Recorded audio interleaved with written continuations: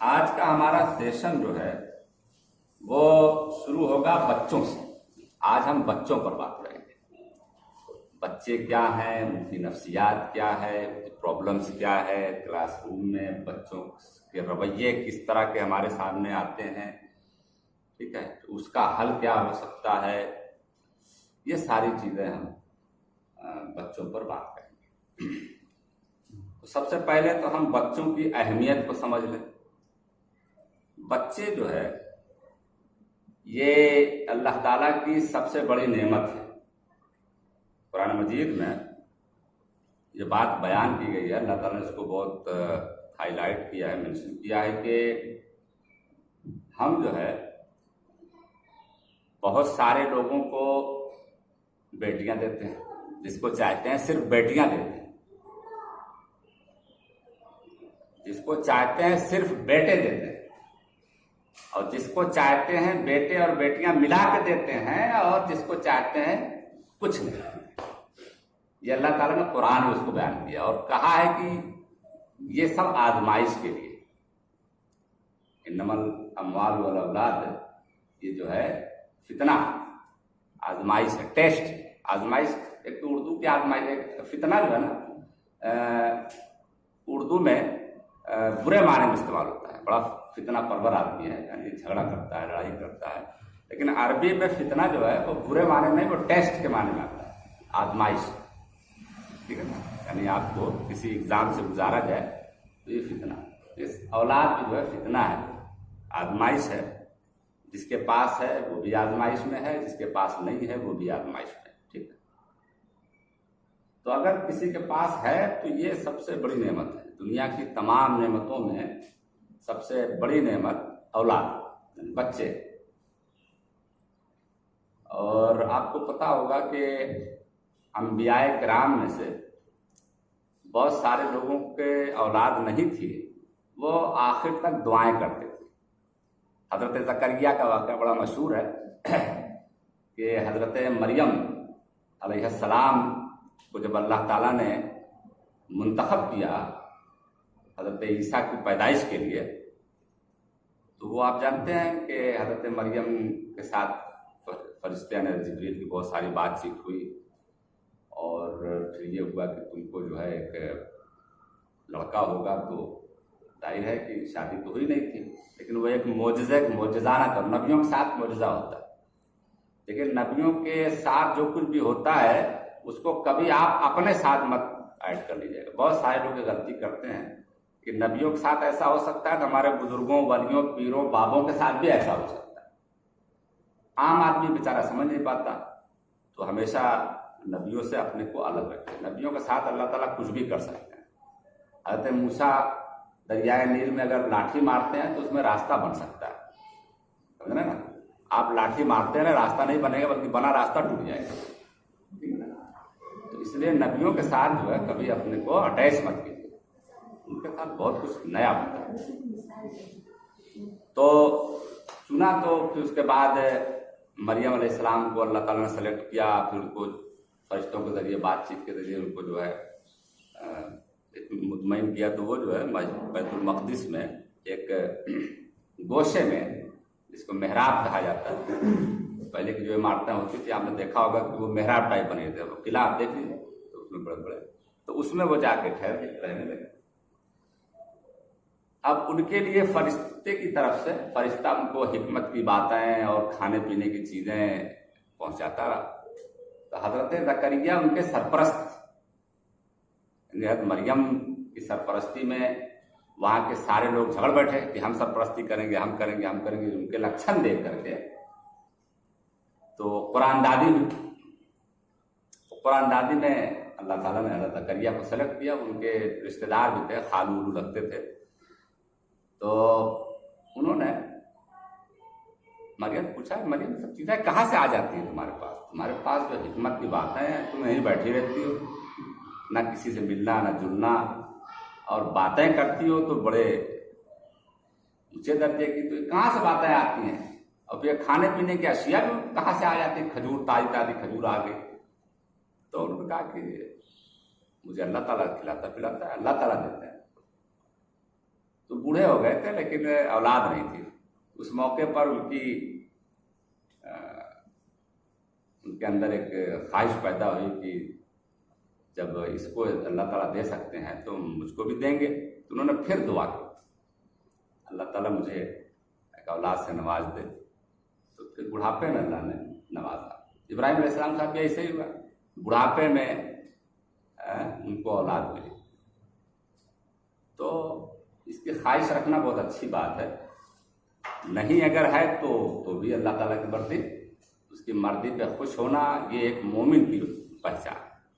अल्लाह ताला की मर्जी पर खुश हो जाना ये एक मोमिन की पहचान है। आप अपने रब से अच्छी उम्मीद रखें। ये औलाद जो है सबसे बड़ी नेमत है।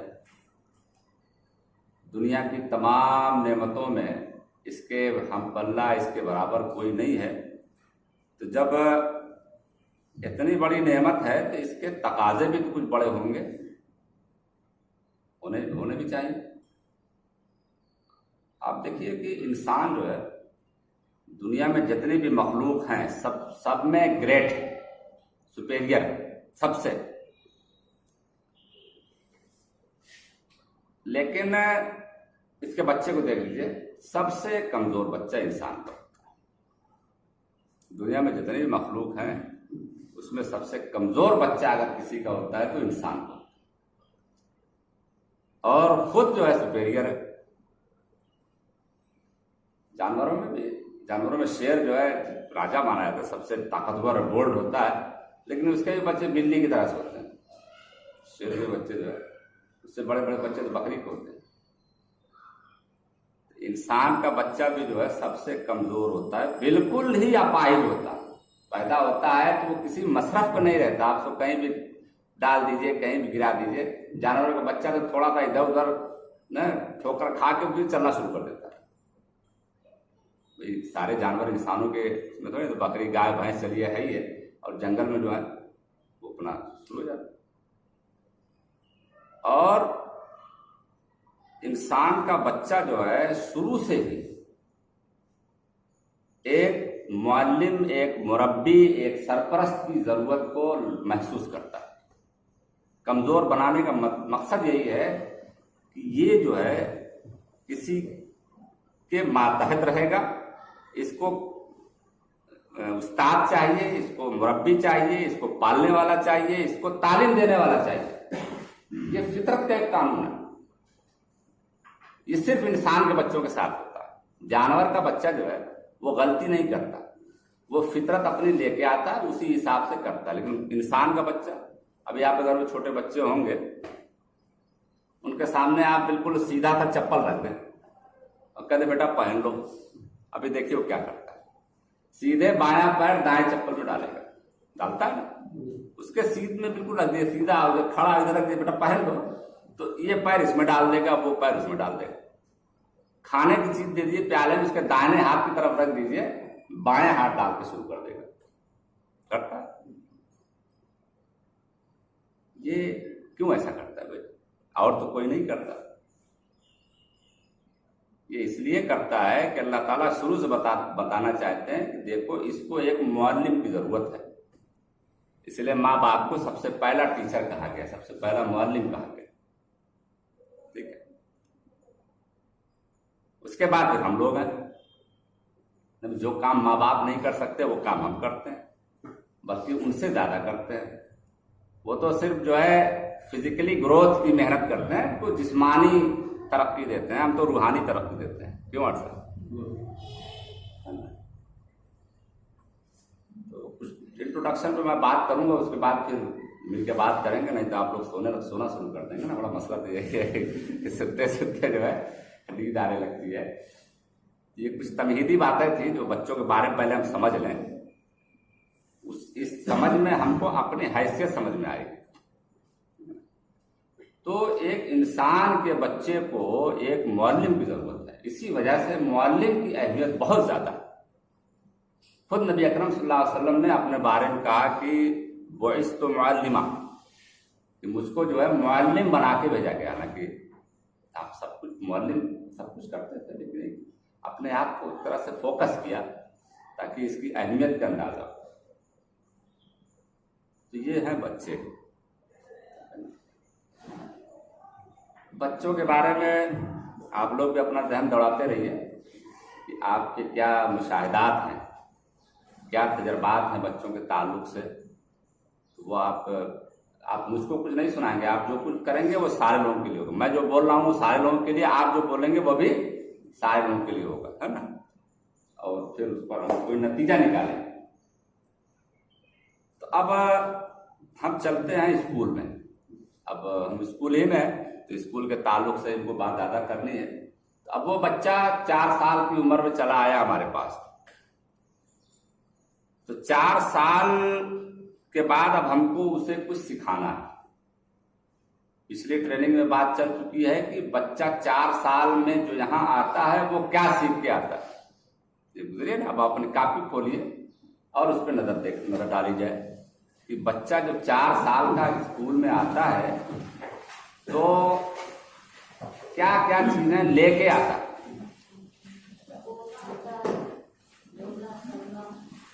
बताइए मार साहब, आप बताइए क्या क्या चीजें लेके आता है।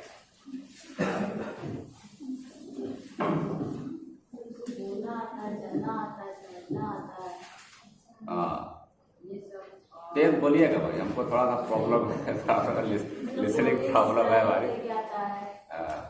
बातों को थोड़ा समझने की भी सलाहियत लेके आता है, चलना भी उसे आता है।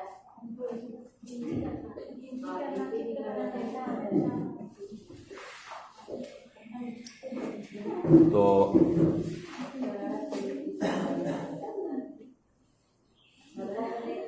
उर्दू में लिखेंगे व्हाट्सएप, लेकिन वो बातचीत में जो है ना वो समझ में आएगा, तो उसको भी अगर नोट करना चाहेंगे तो।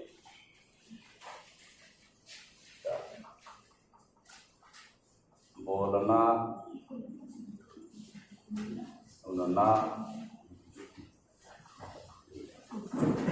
देखना, समझना,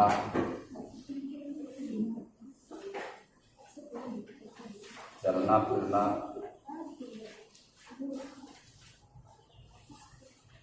महसूस करना, फर्क करना। गुस्सा और खुशी में फर्क कर सकता है 4 साल का बच्चा कि जो है हमारे वालिदैन गुस्से में है या खुशी में है। तो महसूस करना, लड़ाई झगड़ा,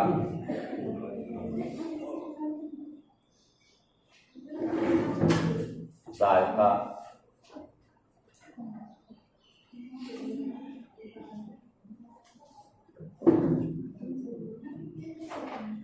खेल कूद में पतंग गोली जो भी हो जाए सब शामिल है। खेल कूद,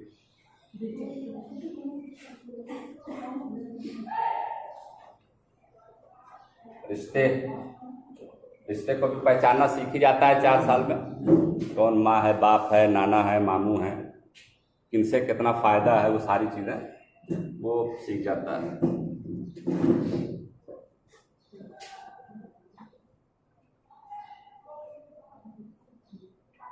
जुबान भी तो किसी हद तक सीखा रहता है बच्चा, जुबान भी जो है सीखा रहता है।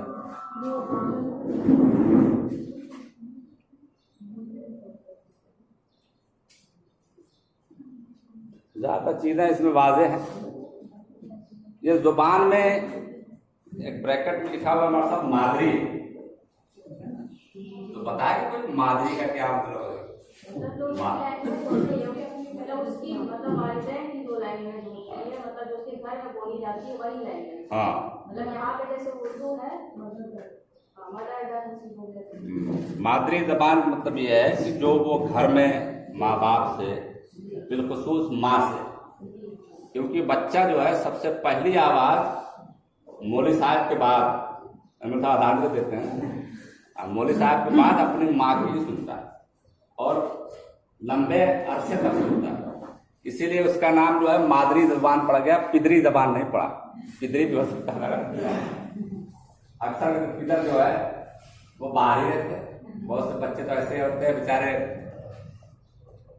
पैदा हो जाते हैं और बहुत दिन के बाद फिर आपस में मुलाकात होती है, तो इसलिए इसको मादरी जबान कहते हैं। वैसे हकीकत में तो हमारी मादरी जबान उर्दू है, यानी उर्दू होनी चाहिए थी, लेकिन हमने उसको जो है अपनी उसमें बदल दिया है। जुबान भी सीखे रहता है बच्चा।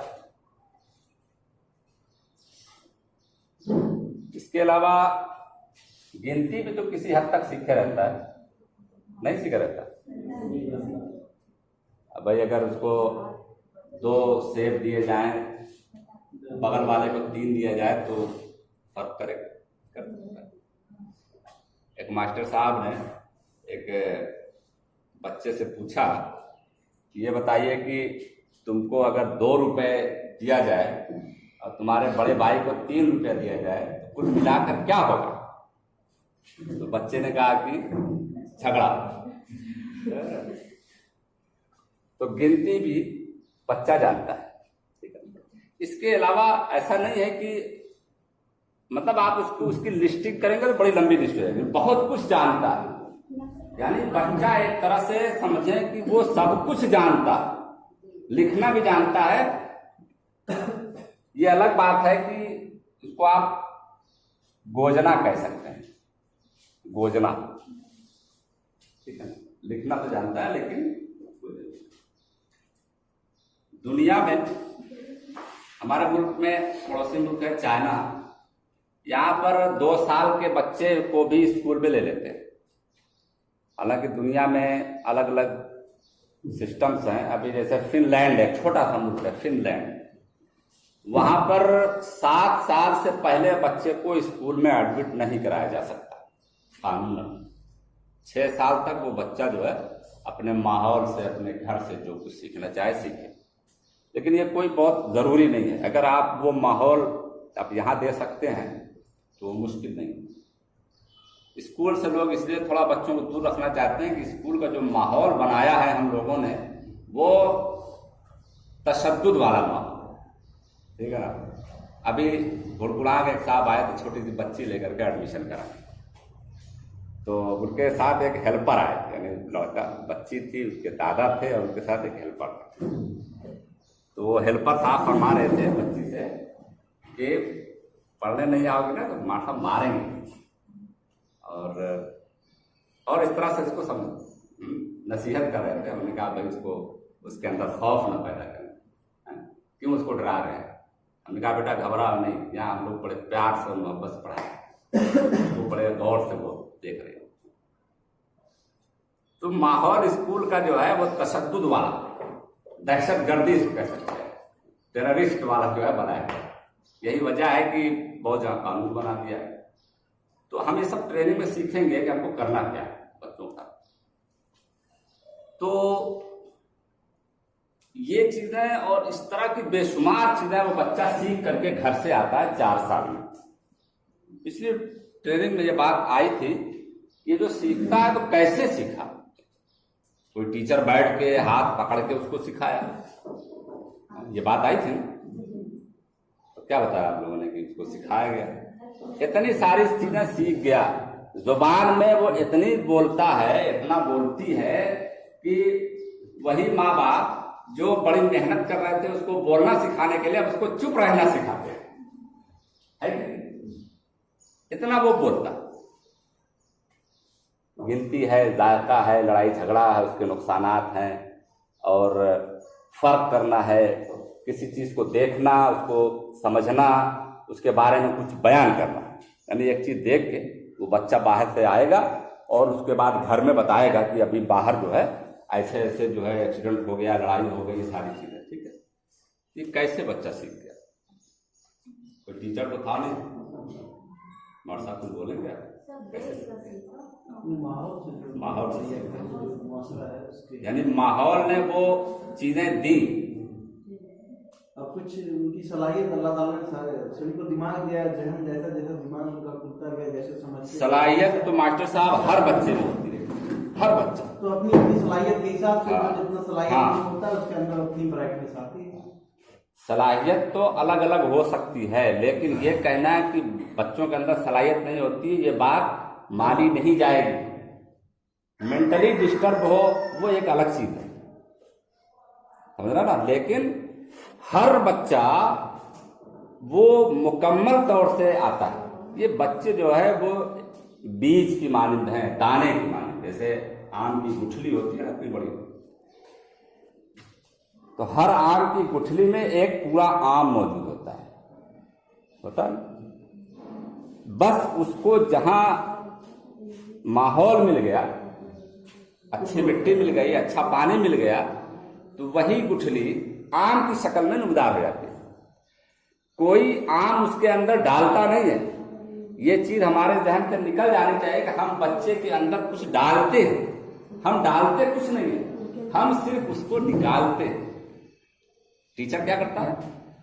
बच्चों के अंदर जो सलाहियत मौजूद होती है उसको वो बाहर निकालता है। और हम ये समझते हैं कि जो है हम उसके अंदर डालते हैं, तो उसको डालने के लिए हम उसको इम्प्रेस करते हैं। हमारा टीचर जो है इम्प्रेस नहीं करता, इंस्पायर करता है। क्या करता है? इंस्पायर करता है। तो इंस्पायरेशन जो है ये बच्चे को आगे ले जाती है, और इम्प्रेशन उसको जो है, इम्प्रेशन में आप ये करते हैं कि बच्चों को ये बता दे कि मैं कितना काबिल हूं। ठीक है? और बच्चा कहता है मेरे मास्टर साहब तो बड़े काबिल। इससे बच्चे क्या फायदा?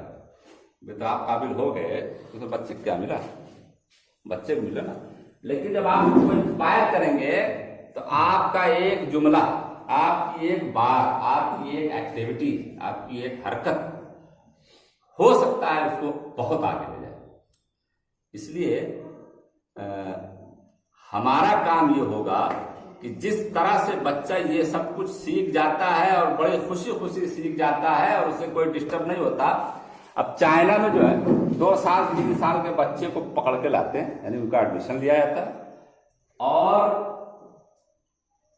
उनके हाथ में पेंटिंग दे दिया जाता है, पेंट का ब्रश और पेंट, और बोर्ड लगा दिया जाता है, व्हाइट बोर्ड सफेद सफेद, जैसे हमारे यहाँ रेहल टाइप की थोड़ा ऐसे लगा दे, ऐसे ऐसे खड़ा कर देते हैं। एक तरफ एक बच्चा बैठ गया, एक तरफ एक बच्चा बैठ गया। अब वो जब तक उसका मूड है, जब तक उसकी एनर्जी काम कर रही है, वो अपना ब्रश ले करके ब्रशिंग करता है।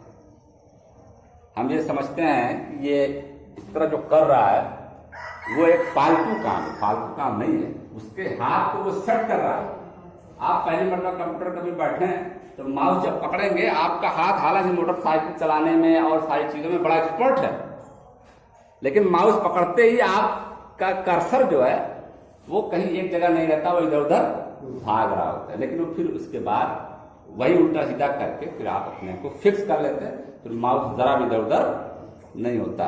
तो ये बच्चे जो आड़ी तिरछी लकीरें बनाते हैं ना, इससे उनकी हाथ की सेटिंग होती है। और ये बच्चे की फितरत में है, वो छोटे से ही अपने घर की दीवारों पर, अपने दरवाजों पर और चीजों पर वो शुरू कर देता है। कोयले से, चाक से, स्याही से, जो मिल जाए। हम और आप क्या करते हैं? वालिदैन क्या करते हैं? जाके एक पड़ाका उसको लगाते हैं कि अभी कल ही तो पेंट हुआ है कि नहीं? आपने अपनी दीवार नहीं बचाई, आपने बच्चे की एक सलाहियत को थप्पड़ मारा है। मतलब आपने बच्चे की एक सलाहियत को थप्पड़ मारा। आप उसकी जगह ये कर सकते थे कि माशाल्लाह भाई क्या बात, बेटा ऐसा करो, रुको अभी मैं आता हूं, दौड़ के जाइए, कहीं से चार्ट ले आइए, पेपर लाइए, कर लीजिए बेटा, उससे अच्छा इस पे बनेगा। ये है इंस्पायर करना। अब वहीं खड़े होते हैं, तब क्या बनाए जो है मेरा देख जो है, देखो पेंटर ने वहां बनाया, उससे बच्चे क्या फायदा? तो ये एक तरीका होता है, उसकी सलाहियत को ऐसे उभारा जाता है। ये आड़ी तिरछी लकीरें आप सब क्या समझते हैं? यही असल में राइटिंग। मैं बताता हूं, ये देखिए मैं कुछ लकीरें दिख रहा हूं। ये खींच दिया हमने, तो खींचा तो है लेकिन थोड़ा सा बड़ा छोटा बच्चों की तरह कर दिया, इसको हम लेवल में खींच देते हैं। खींच दिया ना सर? बज़ाहिर तो ये एक आड़ी तिरछी लकीर है, लेकिन अब इसमें बच्चा अगर ऐसा सीख गया है तो उसको थोड़ी सी मेहनत कर दी जाए तो ये तो बी हो गया ना बी। थोड़ी सी मेहनत कर दी जाए ये तो डी हो गया, थोड़ी सी मेहनत कर दी जाए तो ये तो एफ हो गया कि नहीं? थोड़ी सी मेहनत कर दीजिए ये तो जी हो गया कि नहीं हो गया? थोड़ी सी मेहनत कर दीजिए, टी हो जाएगा, हैं? के हो जाएगा, एल हो जाएगा, ऐसे हो जाएगा ना। ये आड़ी तिरछी लकीरें जो है वो दरअसल तहरीर की बुनियाद है।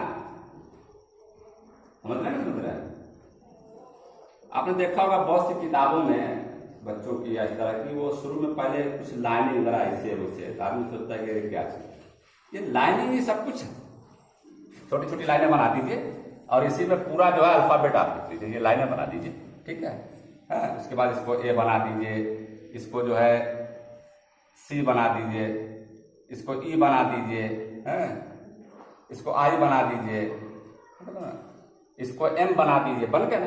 ये देखिए एन बन गया थोड़ा सा करके, है? ये देखिए ओ बन गया, ये देखिए क्यू बन गया, है ना। तो ऐसे बना सकते हैं आप। ये बच्चे कोई काम बिना वजह नहीं करते, सिर्फ उस पर गौर करने की जरूरत होती है। तब हमको समझ आएगा कि यार बच्चा जो कर रहा है, बच्चा का है ना, कुल्लु मौलूदिन यूलदो अलल फितरा, यानी हर बच्चा वो फितरत पर पैदा होता है, नेचर पे। यानी नेचर उसको जो चाहती है सिखाना वो सब उसके अंदर दे के भेजती है। बस एक टीचर का काम ये है कि उसको कैसे जो है निकालता है। तो वहां पर जो है 2 साल 3 साल के बच्चे को जो है पेंटिंग शुरू करा दी जाती है, उससे उसकी हाथ की सेटिंग, उसका ब्रेन बढ़ता है, दिमाग बढ़ता है, ठीक है। तो ये चीजें बच्चा जो है जब खुद से सीख रहा है और इसको कभी उलझन नहीं हुई, इसको सीखने में वो कभी भागा नहीं, बल्कि उसके लिए वो आपकी जान खा रहा है। आपसे वो हर वक्त कुछ सुनना चाहता है, अब्बू ये क्या है, अब्बू ये कैसे है, अब्बू ये क्यों है, हर वक्त। और आप परेशान हो जाते हैं, यार कितना बोलती है, कितना बोलता है। ये असल में माहौल ने, उसको बिल्कुल पता है कि मुझको मारा नहीं जाएगा, उसको डरवाया नहीं जाएगा, धमकी नहीं दी जाएगी, और उसके नेचर में बोलना, सुनना, सीखना मौजूद है। लर्निंग जो है उसके नेचर में मौजूद है। तो अगर हम अपने स्कूल का माहौल इस तरह का नहीं बना पाएंगे तो बच्चे नहीं सीखेंगे, भाग जाएंगे। हमको शिकायत होती है कि यार बच्चे जो है क्लास में रहते हैं, भाग जाते हैं, हम पढ़ाते हैं तो खेलते हैं, मारते हैं, ये है ना प्रॉब्लम हमारी। तो इस वजह से है मास्टर साहब कि हमने माहौल जो है वो बनाया ही नहीं जो बच्चों की फितरत से टैली करता। आप उनकी फितरत के मुताबिक का माहौल पैदा करें तो देखिए वो कितनी तेजी से सीखते हैं, जिसको अब बयान नहीं है। ये सीखने की उम्र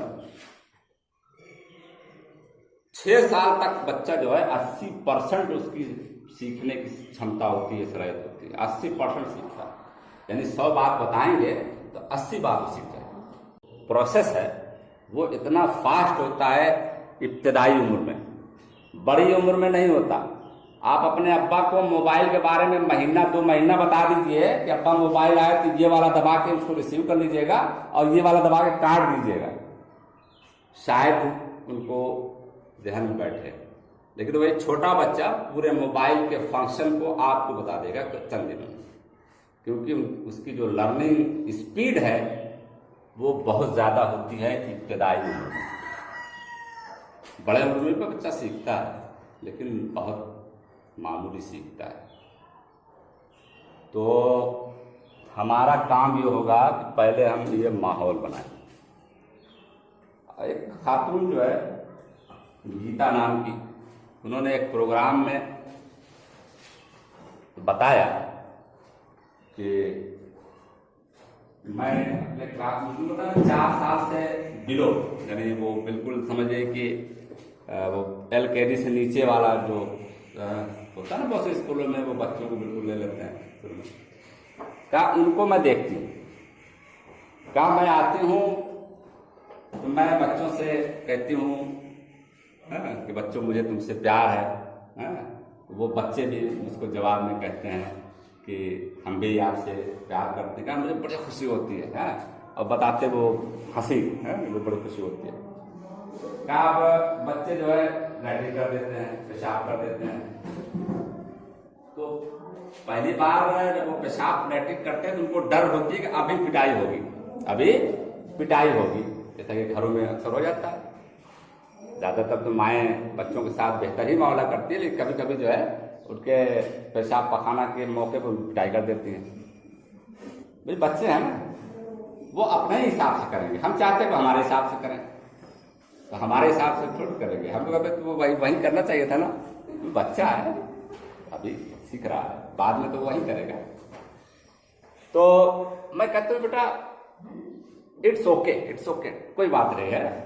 मतलब सारे बच्चे कहा इतना बच्चे जो है मुझसे घुल मिल गए हैं, मुझको इतनी खुशी रहती है, और जब तक मैं रहती हूँ एकदम जैसे खुले मिले रहते हैं, क्योंकि मैं किसी मौके पर उनको डांटती मारती नहीं हूँ। हाँ, अगर कोई पेशाब कर दिया, बेटा इट्स ओके, कोई बात नहीं, तुम्हारे दादा भी तो ऐसे कर देते हैं। तो उसको जो है मुतमईन करते हैं। हम क्या करते हैं, तो भगा दिए, यानी उसको इज्जत के साथ भी तो रुखसत कर सकते हैं। भाई क्लास में अगर बच्चा जो है पेशाब कर दिया, मान लिया लैट्रिन कर दिया, तो जाहिर है कि हम उसको धो तो नहीं सकते, लेकिन उसको उसकी इज्जत नफ्स को बाकी रख करके हम उसको रुखसत तो कर सकते हैं। बेटा कोई बात नहीं, हो जाता है कभी कभी, थोड़ा घट करके आया करो, ये है रास्ता जाने का, निकल लो, ठीक है ना। तो इस तरह से जो है, लेकिन हम ऐसा नहीं कर पाते। इस वजह से नहीं कर पाते कि अभी हमने समझा ही नहीं कि टीचर किसको कहते हैं। हम इस पर बात करेंगे आएंगे, टीचर कहते किसको हैं। अगर आप इसको जान लें तो ये रोना धोना बात साहब बिल्कुल खत्म हो जाएगा कि बच्चे तो कुछ पढ़ते नहीं, मेहनत तो हम पूरी करते हैं, और इसमें हम आपको बताएंगे कि अब आप मेहनत कहाँ करेंगे। बच्चा बेहतरीन लिखना जानेगा, दिलचस्पी के साथ लिखेगा और खूब लिखेगा। आपको सिर्फ निगरानी करनी है, न चिल्लाना होगा, न मारना होगा, ना कुछ करना होगा। ये हम आइंदा किसी वक्त करेंगे, फिर आज हम सिर्फ बच्चों पर बात करें। तो ये सारी चीजें बच्चा इस वजह से सीख गया, बेहतर तरीके से सीख गया कि उसको ना कोई दबाव था, ना किसी तरह का डर खौफ था, बल्कि उसको इसका माहौल मिला था। उसने सब बोलते हुए सुना, करते हुए देखा और महसूस किया, लिहाजा वो वही कुछ कर रहा है जो उसके माँ बाप कर रहे हैं। जैसे वो माँ बाप पानी पीते हैं, जैसे सोते हैं, जैसे नमाज पढ़ते हैं, जैसे बात करते हैं, कर रहा। तो वही माहौल अगर हम अपने बच्चों को देंगे, देखिए दर्जा 5 और 4 के बच्चों को माहौल नहीं दिया जाता, माहौल LKG UKG 1 और 2 को दिया जाता है। आपने LKG UKG में माहौल दे दिया, 1 में दे दिया, तो अब आपको वो चीजें बाद में बताने की जरूरत ही तो नहीं है, वो तो खुद अब आप आगे जा रहे हैं। बच्चा जो है मैनर्स सीख गया नीचे, तो अब आगे उसको थोड़ी बताना है कि बेटा सलाम किया करो, बेटा जो है अपनी बारी पर जो है जवाब दिया करो, बेटा तराने से जो है लाइन से जाया करो। ये आपको 5 में बताना, 5 में हमको इसलिए बताना पड़ रहा है मार साहब कि नीचे से हमने उसको सिखाया ही नहीं। यही ना मार, नीचे अगर हम उसको सिखा दिए होते, मजबूत कर दिए होते। दर्जा 5 में वर्ड मीनिंग हमको इसलिए बार बार याद करानी पड़ती है कि वो नीचे वर्ड मीनिंग को अगर याद किया होता, वर्ड मीनिंग वर्ड्स बहुत ज्यादा थोड़ी नहीं आते हैं। एक सामने डिक्शनरी बनाई है छोटी सी, कुरान मजीद के 80% अल्फाज, इतनी पतली सी है, यानी इतनी पतली डिक्शनरी में उन्होंने ये बताया है कुरान मजीद के 80% अल्फाज इस डिक्शनरी में है। अल्फाज ज्यादा नहीं आते, कुछ आते हैं नए बड़े, लेकिन ज्यादातर वही अल्फाज होते हैं जो नीचे गुजरता है। फर्क से कि यहाँ पर ज्यादा होता है, यहाँ पर इतना बड़ा बड़ा मजमून होता है, एक में 1 लाइन होता है, 2 लाइन होता है, वरना this that this here there सारी चीजें तो 5 में भी मिलेंगी, 10 में मिलेंगी, 12 में मिलेंगी, कुछ अल्फाज नए मिल जाएंगे। तो हमें दर्जा LKG से लेके दर्जा 2 तक टारगेट करके इस बार काम करना है, और कर लिए हम तो इंशाअल्लाह आप आराम से करेंगे, आपका स्टेटस बढ़ेगा, आपके बच्चों का स्टेटस बढ़ेगा, और ये बच्चे कुछ बन के निकलेंगे, यानी आगे कुछ बनेंगे। तो 4-6 बच्चे हमारे मदरसे के हैं जो आला तालीम में पहुंच गए हैं। हमें फख्र होता है, कभी बयान करते हैं हमारा बच्चा है, हमने पढ़ाया है, हमारे स्कूल का पढ़ा हुआ है, बुनियाद तो हमने डाली है। कोई कितना बड़ा भी हो जाए, बुनियाद कैसे भूल सकता है, बुनियाद हमने डाली। तो हम फख्र के साथ कह सकते हैं कि हमारा बच्चा, हमने इसको जो है पढ़ाया है, मैनर्स दिए हैं। तो पहली चीज हमने क्या सीखी कि बच्चा माहौल से मोहब्बत में सीखता है, और हमें वही अगर माहौल अगर हमने क्रिएट कर दिया तो उसका सीखने का जो दौरानिया है या जो सीखने का प्रोसेस है वो बढ़ जाएगा और बेहतर तरीके से काम आएगा। इस सिलसिले में कोई सवाल हो आपके जहन में, कोई इश्काल हो, कोई एतराज हो, तो आप बड़ी आसानी के साथ कर सकते हैं। अब चलिए अब हम बात करते हैं, ये तो बच्चे के सीखने का हो गया, ठीक है। अब हम बच्चे की जुबान पर बात करते हैं।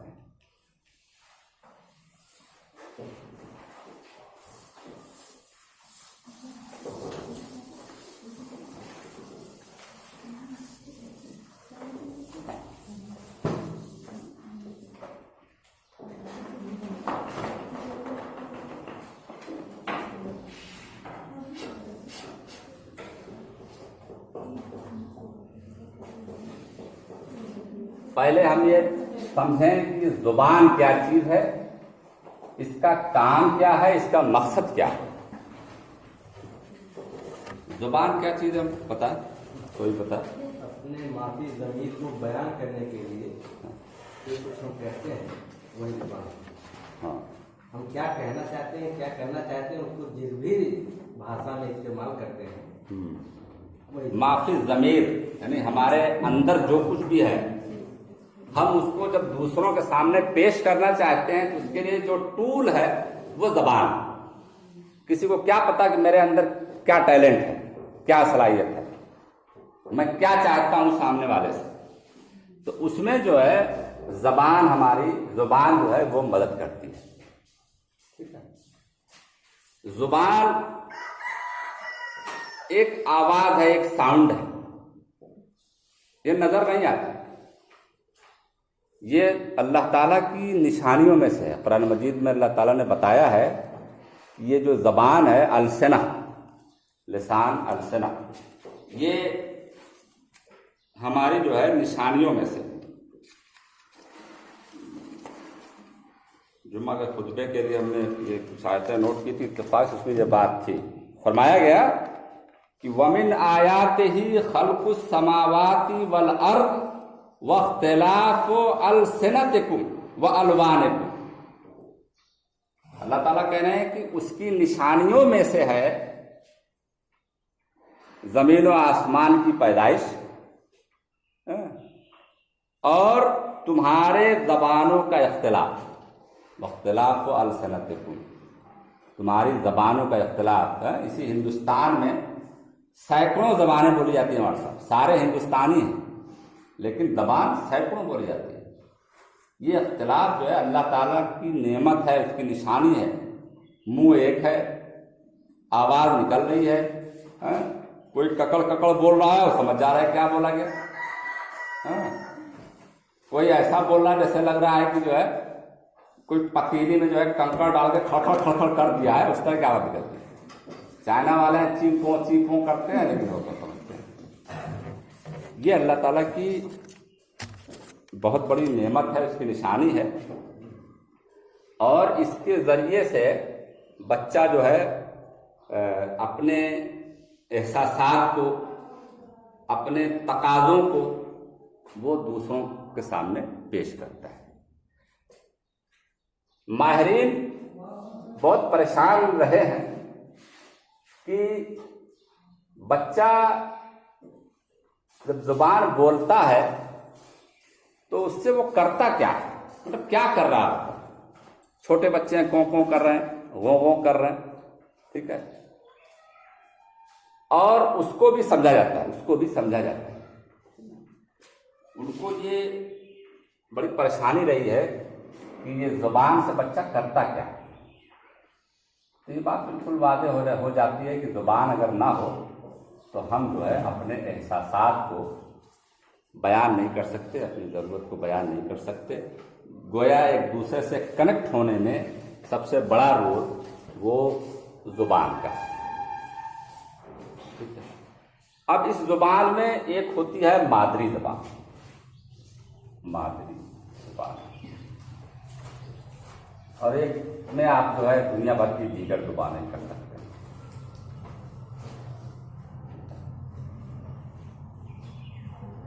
मादरी ज़ुबान, इसका काम है बच्चों के अंदर सलाहियत पैदा करना।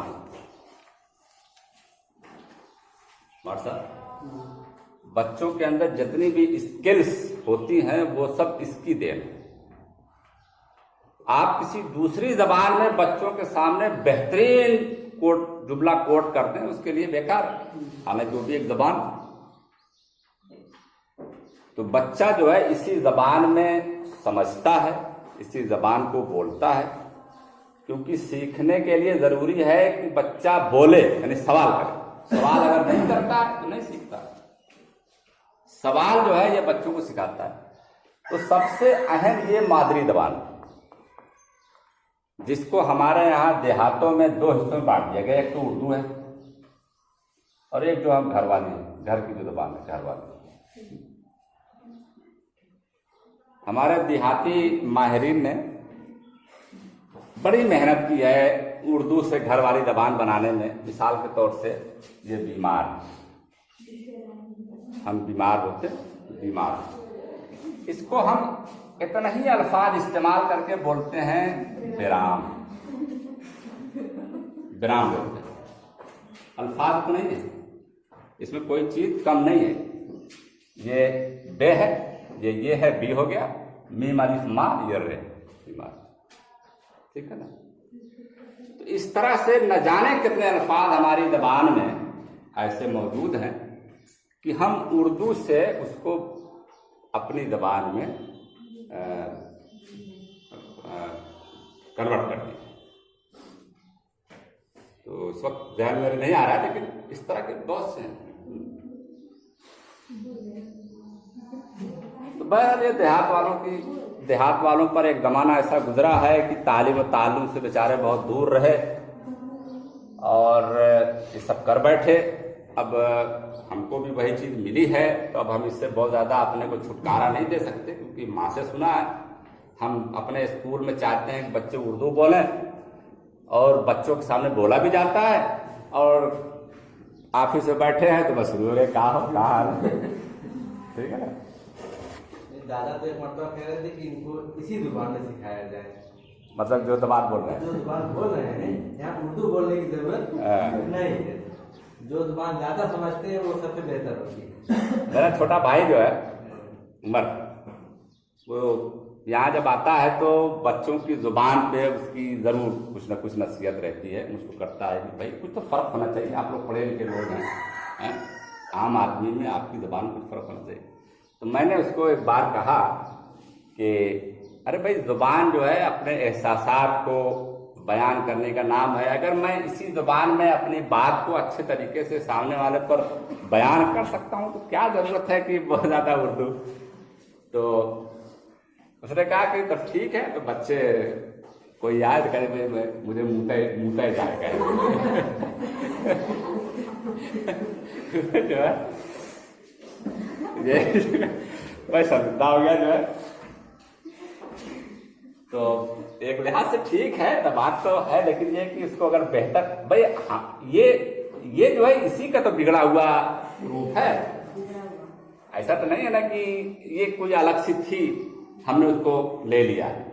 ये इसी की बिगड़ी हुई शक्ल है। अगर हम उसको सुधार सकते हैं तो सुधारने में कोई कबाहत है नहीं है। सभी काम तो सुधारने के लिए हो रहे हैं। हाँ, वो सब चीजें जब सीख के आया है घर से, हाँ, उसको दुरुस्त भी तो करना है उसको। हाँ, उसको जो है हम मेंटेन कर रहे हैं, मेंटेन करना है। भाई सारी चीजें सीख के आए, हम उसको जो है।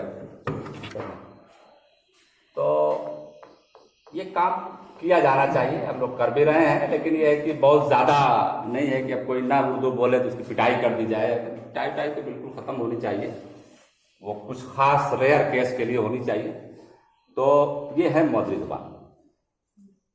दुनिया में ये बात मानी हुई है कि इसे कोई सवाल करना चाह रहे हैं। हाँ बोल। सर, एक दफा आपने कहा था कि 100 मार्क्स का एक मतलब अलग से बनेगा, जिसमें मतलब माइनस पर और अटेंडेंस पे 20-20 मार्क्स से डिवाइड करेंगे। तो ये जुबान पे भी अगर 20 नंबर ऐड कर दिया जाए तो शायद ये लोग उर्दू मतलब कम से कम इस दायरे में तो बोलेंगे जी। लेकिन वो आपने मतलब नहीं किया। आपने पिछली दफा जब पहली दफा मीटिंग की थी तो आपने कहा था, हम लोग सोचे कि रिजल्ट पे शायद बने वो बॉक्स, लेकिन वो कॉल ही नहीं था उसमें। ठीक है, तो अगर उसको ये जुबान को भी ऐड कर दिया जाए, जैसे 20 नंबर जुबान पे, 20 अटेंडेंस पे, साफ सफाई पे, बीएच पे और लाइनर्स पे और ये वगैरह 100 नंबर का अलग से बनाया जाए उसको, जैसे 15 नंबर हम लोग ऐड कर देते थे, ये ऐड कोई चीज।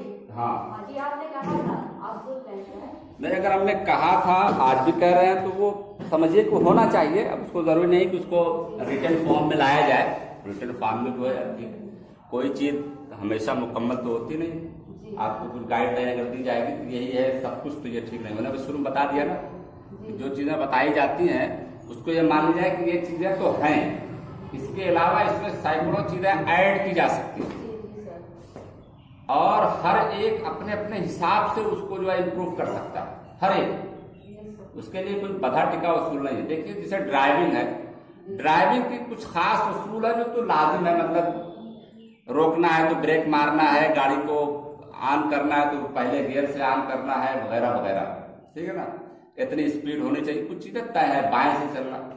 लेकिन ड्राइवर क्या एक ही चीज, उसको कब क्या हालात है, कौन से गड्ढे पे कितना स्लो करना है, कितने पे उसको गियर चेंज करना है, ये सारी चीजें सब लोग अलग अलग करते हैं। कैसे काट में मोड़ के निकाल लेना है, कैसे पास देना, तो ऐसी भी सारी चीजें हैं। क्योंकि बच्चे ज्यादातर अवार्ड पे सीखते हैं। अगर कोई चीज उनको अवार्ड में मिल रही है तो तुरंत उसको मालूम है, बोलो 20 नंबर उनको नजर आएगा कि 20 नंबर मिल रहा है, लैंग्वेज सीख लेनी चाहिए, 20 नंबर मिल रहा है, अटेंडेंस होनी चाहिए।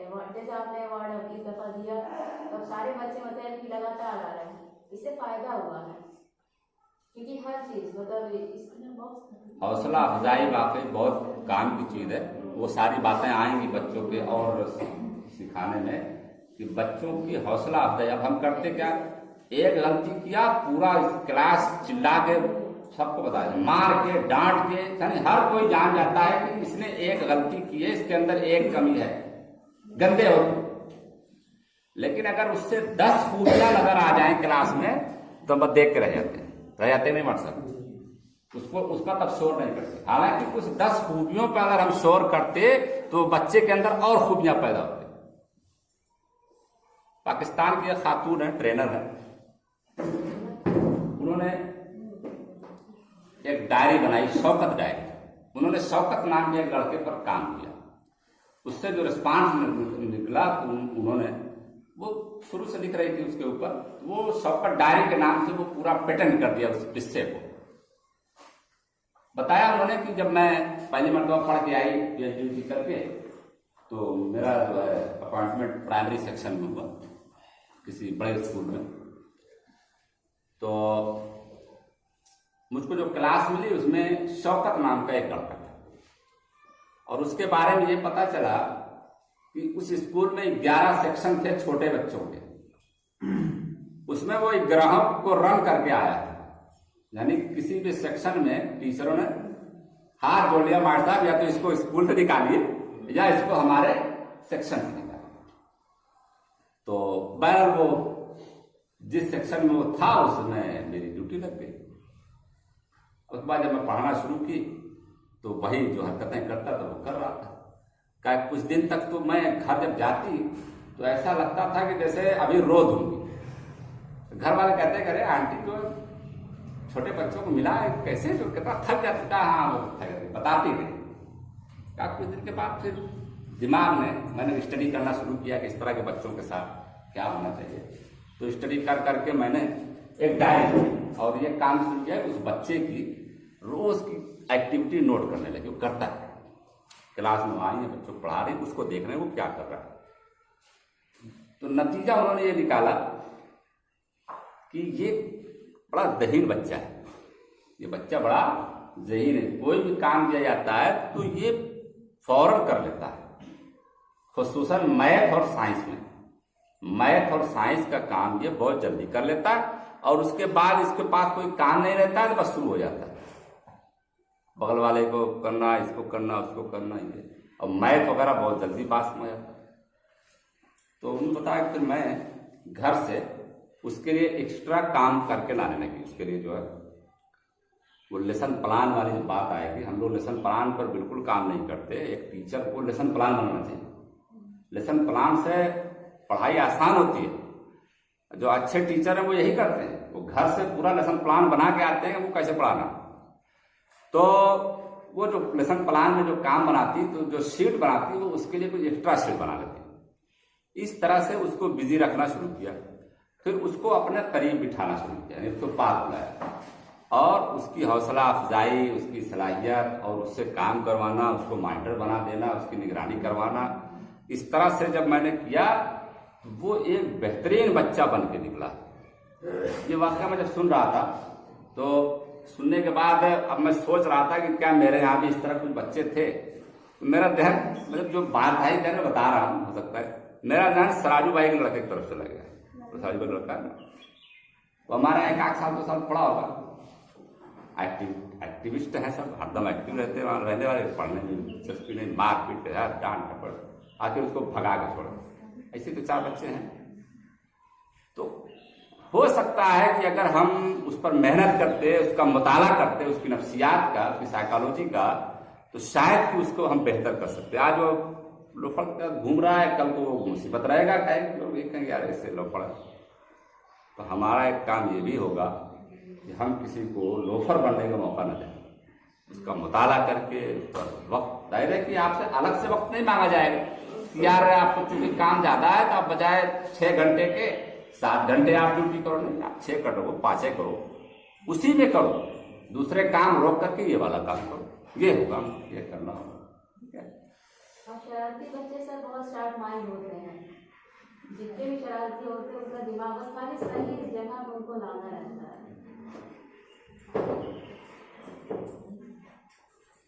तो दुनिया ने ये बात मानी है कि बच्चे के अंदर सलाहियतें मादरी जुबान से ही पैदा हो सकती हैं, लिहाजा उन्होंने अपना पूरा स्कूलिंग सिस्टम मादरी जुबान पर रखा है। हिंदुस्तान को फिलहाल छोड़ दीजिए, दुनिया के जितने तरक्की याफ्ता वाले के हमारे साथ चाइना है, रूस है, फ्रांस है, ब्रिटेन, जर्मन है, इतने मशहूर मुल्क हैं, सारी तालीम मादरी जुबान में देते हैं, सारी तालीम। अब ब्रिटेन वाले अंग्रेजी में नहीं पढ़ाएंगे तो उर्दू पढ़ाएंगे, तो उनकी मादरी जुबान तो अंग्रेजी है ना। जर्मनी वाले जर्मन में पढ़ाते हैं, उनका पूरा सिलेबस जर्मनी लैंग्वेज में मिलेगा, जर्मन लैंग्वेज। स्पेन किसी जमाने में जो अंदलुस था हमारा, बाद में स्पेन बना, वो मुसलमानों का मरकज था। वहां पर मुसलमान पूरा साइंटिफिक पूरी दुनिया बनाती थी, सबसे बड़ी तजर्बागाह थी, साइंस के बारे में सारे नए नए इंकशाफात अंदलुस से हुए। यूरोप उस जमाने में डार्क एज के नाम से जाना जाता था। यूरोप का वो दौर डार्क एज, कुछ नहीं जानते थे वो, तो साइंस को समझते थे कि मजहब दुश्मनी है। अरस्तु को मार डाला उन्होंने, सबको मार डाला, किसी को छोड़ा नहीं।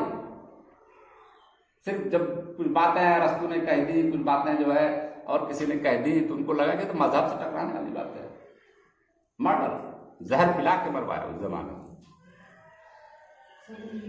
अंग्रेजों को या यूरोप को जब ये लगा कि हमें इसको सीखना चाहिए, तो उन्होंने ये काम नहीं किया कि सबको कह दिया कि चलो अंग्रेजी अरबी सीखो, सबको ये कह दिया। हालांकि वो अब उनके उभरने का दौर शुरू हो चुका था, वो जाग गए थे, अब उनको आगे बढ़ना था। आगे बढ़ने के लिए इल्म चाहिए था, उनके पास इल्म नहीं था। यूरोप में इल्म बिल्कुल नहीं था। यूनान ने अगर कुछ इल्म को फरोग दिया था तो मजहब के नाम पे उसको दबा के रखा हुआ था। तो बड़े मशहूर दो हैं शागिर्द चेला, वो क्या नाम था, अफलातून और ये जो है अभी जो नाम लिया हाँ, अफलातून तो अरस्तु। अरस्तू मतलब सोक्रेटिस का था, और सोक्रेटिस का अफलातून का अरस्तू, और अरस्तू का सिकंदर महान, हाँ। अलेक्जेंडर। ये लोग थे, इनको मार डाला जहर पिला के। सोक्रेटिस को फिर उन्होंने जब उसको ये हुआ तो उन्होंने उसको अंग्रेजी में अपनी जबान में ट्रांसलेट करवाना शुरू किया, बजाय इसके कि चले अरबी यूनिवर्सिटी खोले, अरबी में बच्चों को तालीम दें ताकि वो आगे चल के, क्योंकि उनको पता था मेरी जबान अरबी नहीं है, मेरी जबान अंग्रेजी है, मेरी जबान और है। लिहाजा उन्होंने चंद लोगों को तैयार किया, अरबी में माहिर कराया, और फिर उसके बाद पूरी किताबों को ट्रांसलेट किया अपनी जबान में, और उसके बाद फिर वो आज तक वो पढ़ा रहे हैं। इब्ने सीना की कुल्लियात आज तक मेडिकल कॉलेज में पढ़ाई जा रही है मास्टर साहब, आज तक बगैर कुल्लियात के पढ़े कोई अच्छा डॉक्टर नहीं बन सकता। सर नाम भी तो चेंज कर दिया, अविसीना कर दिया, नाम चेंज कर दिया, अविसीना कर दिया, और गीवर जाबिर रज़ी अल्लाह को गीवर कर दिया, केमिस्ट्री के मतलब फादर ऑफ केमिस्ट्री मतलब गीवर कर दिया। अब जाहिर है कि गीवर हो गए, और अब उनको ये भी तो शो करना है कि भाई देखिए, यूरोप के लोग जो है ना किसी न किसी दर्जे में हकीकत पसंद है।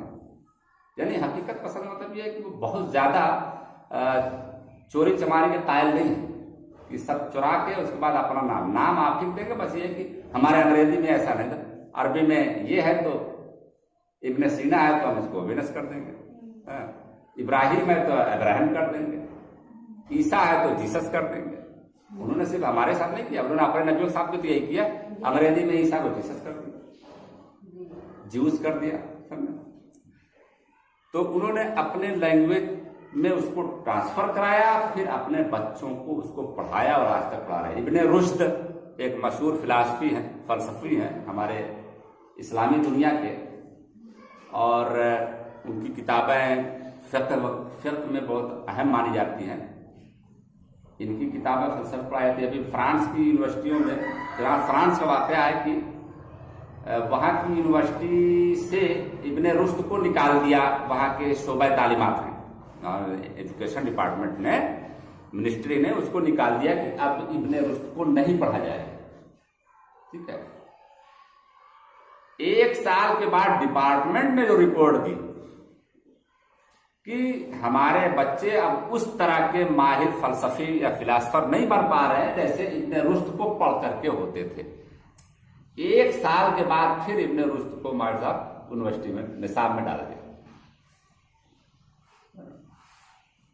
तो ये काम तो किया उन्होंने, लेकिन अपनी मादरी जबान में सब अपने ट्रांसलेट कर दिया, नाम बदल दिया और उससे फायदा उठा रहे। अब हम क्या कर रहे हैं?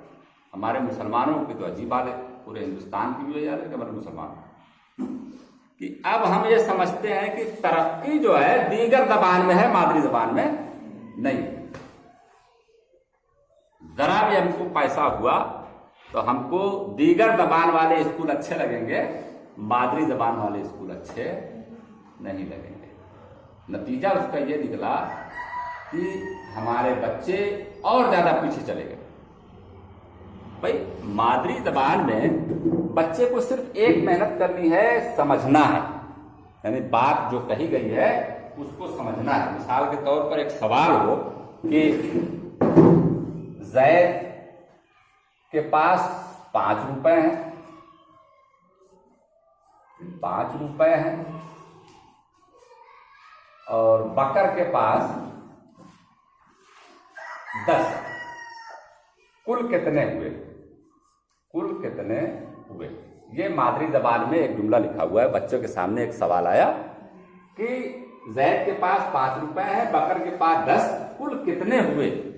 अब बच्चे को सिर्फ 5 और 10 को हल करना है मास्टर, उसको ये नहीं समझना है कि ये क्या लिखा है, ये क्या लिखा है, ये क्या है, क्योंकि जब उसने सुना तो ये समझ गया कि क्या लिखा हुआ, सुनते ही समझ गया। अब हम इसको अंग्रेजी में अगर लिख दें कि जैद है 5 रुपीज एंड बकर 10, अब टोटल कितने हो गए?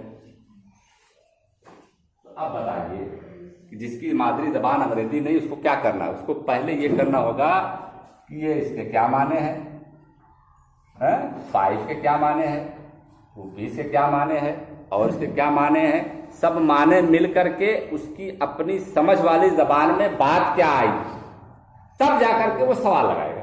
2 मेहनत होगा कि नहीं होगा? मतलब बात हो रही सही है कि नहीं? डबल मेहनत हो गई ना। पहले उसको पढ़ेगा तो पहले उसको ट्रांसलेट करेगा अपनी जबान में, अपनी समझ वाली जबान में, क्योंकि उसकी समझ वाली जबान ये नहीं है, उसकी समझ वाली जबान ये है। तो जब अपनी समझ वाली जबान में ट्रांसलेट करेगा तो उस बच्चे को डबल मेहनत करनी पड़ेगी, और जब डबल मेहनत करनी पड़ेगी तो बच्चा चूचू का मुरब्बा, चिचुक के क्या कहते, छुआरा हो जाएगा। इसलिए फ्रेश रहने के लिए ये जबान है, और दुनिया ने इसको माना है। चाइना अंग्रेजी में नहीं पढ़ाई करता, अंग्रेजी से उनको नफरत है, लेकिन चूंकि वो दुनिया कारपोरेट दुनिया है, ट्रेड के लिए उनको अंग्रेजी चाहिए, इसलिए नफरत के साथ भी अंग्रेजी को वो पढ़ते पढ़ाते हैं एज ए लैंग्वेज। हम भी वही कर रहे हैं। हमारे मदरसे में अंग्रेजी एज ए लैंग्वेज पढ़ी जाती है कि बच्चा जो कुछ सीखेगा अपनी मादरी जबान में, कल को किसी अंग्रेजी वाले के सामने अगर उसको पेश करना हो तो उसको कोई दिक्कत ना आए, पेश कर ले। तो गोया ये तो सिर्फ टूल है अपनी सलाहियत, अपने एहसासात को किसी के सामने पेश करने का, ना कि ये टूल है स्किल्स पैदा करने के, सलाहियत पैदा करने के। मुसलमानों के ज़हन से बात निकलनी चाहिए, लेकिन वो पैसा उनको निकलने नहीं दे रहा है। वो कुछ चीज़ें रटा देते हैं उनकी अच्छा, जो स्कूल इस तरह के चलते हैं इंग्लिश मीडियम, उनकी भी अपनी मजबूरी है, उनको चलाना है, पैसे कमाना है, और बच्चे जब आ गए तो कुछ तो सिखाना ही है। तो अब उनको कुछ चीज़ें वो रटवा देंगे, और रटवा करके गार्जियन और वालिदैन अनपढ़ होते हैं, वो समझते हैं कि सब ठीक ठाक है। हाँ, बच्चा तो बोल रहा है कि सिट डाउन, और गोवा में मैं गया था उस दिन। हाँ, तो प्रेयर में प्रिंसिपल साहब ने जो है स्पीच इंग्लिश में दी। जब खत्म हो गई इसके बाद उनसे मेरी मुलाकात हुई, मैंने कहा इसमें कितने % बच्चों ने आपकी बात समझी? क्या कम से कम 20% तो समझी गए होंगे। मैंने कहा आप 80% को पढ़ाने आए हैं या 20% को? वो तो समझ में नहीं आता क्या जवाब दें। क्या नहीं भाई, हमने इंग्लिश वो छोड़ा है इस पैटर्न पे, धीरे धीरे समझ जाएंगे। मैंने कहा ये जो आज का दिन आपका गया वो तो बेकार चला गया। 80% बच्चे वैसे रह गए, 20% सीख पाए आपकी बात को, तो फायदा क्या होगा? उनके पास कोई जवाब था नहीं, होगा भी नहीं ना। अब आप इंग्लिश मीडियम खोले हैं तो उर्दू में या हिंदी में कैसे अब बच्चों को नसीहत करें? कहीं गार्जियन आकर वापस पैसा ना वापस करो जो है। तो उनकी अपनी एक मजबूरी है, अब खोल लिए हैं तो अब उनको कुछ करना तो है ही है। लेकिन ये चीज गार्जियन, अभी सोशल मीडिया पे परसों या नरसों एक स्कूल, नाम नहीं लूंगा, नहीं लोग कहेंगे हमारे स्कूल की बुराई कर रहे हैं, एक स्कूल की सेशन फीस की रसीद, बेल्ट, टाई, जूता, जो कुछ भी था उसका सबका फोटो खींच के बाकायदा कई लोगों ने उसको शेयर किया हुआ था। उसमें लिखा था कि ये स्कूल है या लूटपाट केंद्र, ठीक है। सेशन फीस 5,000 रुपए ली गई, यानी सेशन आ गया 2018-19। तो अब इस सेशन में आप इंटर्ड हो रहे हैं, अब उसके लिए आपको 5,000 रुपए खर्च करने। तो दूसरे सामने देखा यार, मैं तो अभी मैं आज फला स्कूल में जो है 5,000 दे के आया हूं, मैं भी सेशन फीस। वहाँ मैंने कुछ कमेंट नहीं किया, ना कुछ लिखना। मैं चूंकि मैं खुद एक स्कूल से अटैच हूँ, तो इसलिए यही होगा कि अब तो मैंने पूरा दिया कि जो है ये देखिए, ये टाई है 160 रुपए की, ये जो है बेल्ट है। दिखाना यह था कि 40 रुपये की चीज़ जो है इतना वो दे रहे हैं। पाकिस्तान में एक नोमानी साहब हैं, उन्होंने कहा कि टीचिंग को पेशा नहीं कहा जा सकता, टीचिंग को पेशा नहीं कहा, यानी इसको प्रोफेशन नहीं कह सकते। सही है, टीचिंग सिर्फ प्रोफेशन मान के काम करना ये बहुत नुकसानदेह है। इसको पैशन भी मानना पड़ेगा, मतलब पैशन यानी हमारी ये ख्वाहिश है, हमारी ये आदत है, या हम जो है ज़रूरत।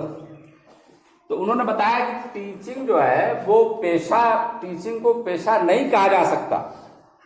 तो उसके जवाब में जो दूसरे साहिबा आई, उन्होंने कहा कि बहुत बड़ी बात उन्होंने कह दी कि टीचिंग को पेशा नहीं कहा जा सकता, पेशा नहीं कहा सकता, अलबत्ता टीचिंग को क्या तिजारत कही जा सकती है, उन्होंने कहा। उन्होंने बताया कि स्कूल जो है जूता, चप्पल, टाई, कपड़ा, बैग, झोला, सारी चीजें जो है वो अवेलेबल करा रहा है, खूब डट के तिजारत कर रहा है। तो इसका मतलब टीचिंग जो है या स्कूल जो है अब ये तिजारत की, तो सही बात है। हालात तो वही बन गए, पेशा की शक्ल में हमको रोजी रोटी कमाना है, तो पढ़े हैं, BA MA किए हुए हैं, तो चलो चल के पढ़ाते हैं स्कूल में।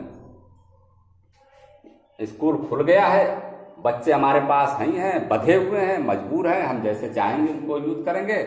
तो चलो भाई, किताब कापी तो स्कूल से बहुत ज़रूरी चीज़ें हैं, मजबूरी है, उसके साथ अब हमें ये सारी चीज़ें भी।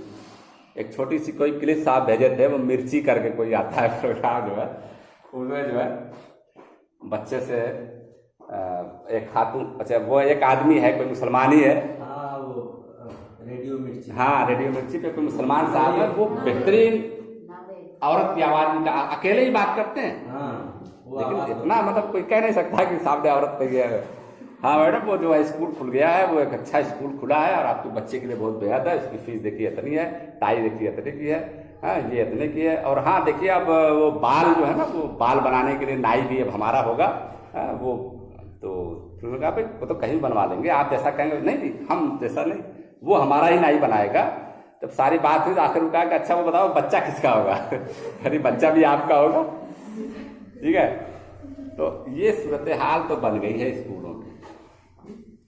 तो अब जो इतने सारे स्कूल खुले हुए हैं वो ठीक थे उनके लिए जिनकी मातृ जबान हिंदुस्तान में भी अंग्रेजी है, जिनके घरों में अंग्रेजी बोली और समझी जाती है, उनके लिए वो ठीक है।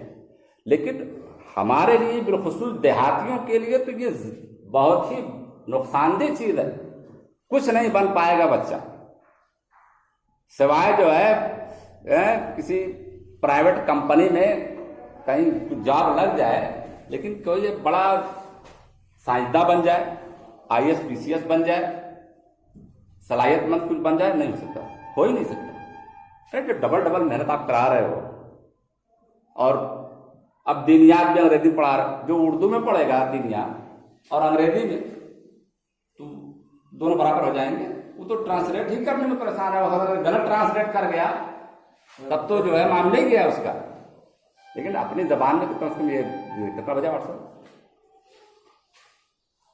10 बज रहे हैं, 11 बजे तक तो चलने हैं। टाइम से आइए तो 11 बजे तक चलेगा। मैं 9:45 शुरू करेंगे तो 11:15 पे, 11:15 पे खत्म करेंगे, ठीक है ना? क्या लग रहा है कि सेशन फायदेमंद चल रहा है कि बस ऐसे ही चल रहा है? आपको क्या लगता है? आपको थके हुए लग रहे हैं, आपको बहुत जो है, आपको देख के बड़ी फिक्र हो रही है। आप जो है ज्यादा बोलने वाले में से थे, लेकिन बहुत कम बोल रहे हैं। ज्यादा बोलना कहीं खतरा है, यहाँ कोई खतरा है ही नहीं। आप बोलेंगे तो अब हमारे दिमाग में मैटर्स भरे हुए हैं, लेकिन आपके सवाल से वो निकल सकता है ना। अब मैं क्या बताऊं, मैं सोचना पड़ता है कि उसके बाद क्या शुरू करूं। लेकिन अगर आपने कोई चीज छेड़ दिया तो मुमकिन है कि वो चीज जो है, मैंने बताया ना मुझको, आपको लाखों वर्ड मीनिंग याद होंगी, उर्दू हिंदी अंग्रेजी की मिला करके मारता, लेकिन मैं आपको 10-20 नहीं बता पाऊंगा। लेकिन आप पूछें 1 लाख तो मैं बता दूंगा। ये होता है। तो मादरी जबान में तालीम दी जाएगी, ज्यादा से ज्यादा मादरी जबान को बेहतर बनाई जाएगी, और उसकी जबान में उसको बहुत ज्यादा बोलने और सीखने के मौके दिए जाएंगे। दीगर जबानें बिलखुसूस अंग्रेजी, हिंदी चूंकि उर्दू से मिलती जुलती है इसलिए हिंदी पे कोई बात ही नहीं करनी है।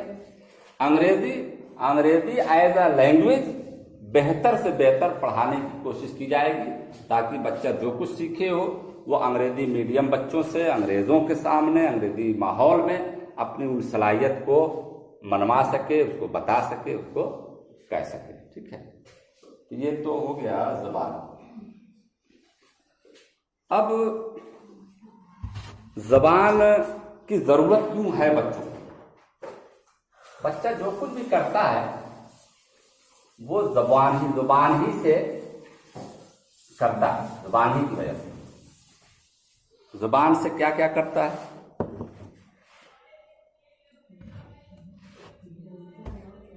कहा गया है कि बच्चे जो जुबान इस्तेमाल करते हैं उसका ताल्लुक उन चीजों से होता है जिसे वो अपने हाथों और जिस्म से करते, यानी जो कुछ वो करते हैं उसी से जबान का ताल्लुक होता है। इसका मतलब ये हुआ कि हर हरकत, हर तजर्बा के इजहार के लिए उसको जुबान चाहिए। कोई भी हरकत वो करेगा, कुछ करना चाहता है, अगर उसके पास जुबान ना हो तो उस हरकत के बारे में ना वो किसी को कुछ बता पाएगा और ना उसमें वो तरक्की कर पाएगा, क्योंकि जुबान ही है जो उसको हरकत करवाती है और हरकत के बारे में दूसरों को बतलाती है और फिर उसके नतीजे में उसको कुछ सीख मिलती है। बच्चा आएगा और बोलेगा कि अम्मी मुझको एक बाहर में एक आदमी मिला, ठीक है, उसने जो है मुझको पकड़ के मुझको दुकान पे ले गया और मुझको टॉफी दिलाई, ऐसा आदमी था। उसके उस अमल को ये अल्फाज मिला। अब उसकी वालिदा उसको कुछ सिखाएंगी कि बेटा देखो ऐसा है कि किसी के साथ दुकान पर नहीं जाते, इस तरह से कोई तुम्हें जहर भी दे सकता है, इस तरह से कोई तुम्हें बहला फुसला करके उठा ले जा सकता है, वगैरह वगैरह, ठीक है। तो इस तरह से जुबान की अहमियत हो जाती है। कोई तजर्बा बच्चे ने किया, अगर जुबान छीन ली जाए तो वो तजर्बा वहीं खत्म हो जाएगा। जुबान के जरिए वो अपने तजर्बे को बयान करता है, आगे मुंतकिल करता है, मजीद उसको कुछ चीज़ें सीखने को मिलती हैं और उसको वो बरकरार रख सकता है। तो इसके लिए भी जुबान की अहमियत है। इसीलिए कहा गया है कि बच्चों की जुबान पर बहुत ज़्यादा मेहनत की ज़रूरत है। हमारे स्कूलों में इसी पर काम कम हुआ है अब तक, लेकिन इस सेशन में हम बच्चों की जुबान पर बहुत काम करेंगे और उसके लिए आपको सबसे मुफीद जो फार्मूला मैं बताऊंगा वो ये है कि बच्चों को ज़्यादा से ज़्यादा बुलवाना है। तो अब बुलवाना है तो आप बजाय इसके कि आप कहो बेटा ताजमहल पर बोलो, देखो कौन सा कि ताजमहल पर बोलो, आप जो है लखनऊ के बारे में कुछ बताओ। इसके बजाय आप उससे इस तरह से बात करेंगे, मास्टर साहब वो ताजमहल पे क्या बोलेगा, वो एक जुमला बोलेगा और उसके बाद खड़ा होकर सोचेगा, आप डांट बिठा देंगे और आप भी क्या बताएंगे। उसको ज्यादा बुलवाना है तो ताजमहल को छोड़िए, लाल किले को छोड़िए, अब उससे बात करिए बेटा तुम घर से मदरसे तक आए हो, अपने आते वक्त तुमने किन किन चीजों को देखा उसके बारे में बताओ, ठीक है। अपने घर के किचन के बारे में बताओ, अपने अब्बू के बारे में बताओ। यानी जिन चीजों से बच्चे का बराह रास्त जुड़ाव है हम उस पर बात करेंगे। क्यों मास्टर बोल पाएगा? नहीं बोल पाएगा, अच्छे से बोल देगा। आप जितना बोलने का मौका देंगे उतना ही उसकी जबान दुरुस्त होगी, उतना ही उसका दिमाग चलेगा। ये जुबान ही जब हम बोलेंगे तो दिमाग दौड़ाएंगे ना कि भाई हम रास्ते में आए तो ये चीजें यहाँ थी वहां थी। चलिए हम बच्चे से कहेंगे बच्चों आज हम बात करेंगे कि हमारे क्लासरूम में कौन कौन सी चीजें वो हैं जिसको हमने कल नहीं देखा था या इससे पहले नहीं देखा था। अब सारे बच्चे, शरारती बच्चे, सोने वाले बच्चे, सब बच्चे जो है वो शुरू हो जाएंगे, अरे ये तो ये वाला धब्बा तो यार हमने नहीं देखा था, अरे ये तो हमने देखा ही नहीं था। शुरू में थोड़ा आपको हिंट देनी पड़ेगी, उसके बाद फिर वो तलाश करेंगे। छोटा सा है ना, पता नहीं क्या सुनना चाहते हैं आप बताएंगे। जैसे ये निशान आप लोगों ने देखा था भाई, नहीं देखा था, हाँ तो ये निशान जो हो गया, तो सब लोग देख लो और उसके बाद बारी बारी चलो भाई बताओ आपने क्या नया देखा। मठ साहब ने जो है वहां पर जाला नया देखा, मठ साहब तो ये चीज हमने नहीं देखी, वो चीज हमने देखी। दिमाग भी चल रहा है, उसकी जुबान भी चल रही है। वहां ताजमहल पे उसकी जुबान भी नहीं चल रही, दिमाग पे दिमाग कहाँ चलेगा। ताजमहल तो देखा ही नहीं, कहीं फोटो में एक देख लिया था या किस सुन लिया था राजन राजन बनवाए, वहीं स्टॉप हो गया। अब उसका दिमाग चलाना है, जुबान का इस्तेमाल करना है और उसको रोजमर्रा की चीजों से जोड़ना है। ये कुछ भी हो सकता है लेकिन रोजमर्रा की चीज, ठीक है।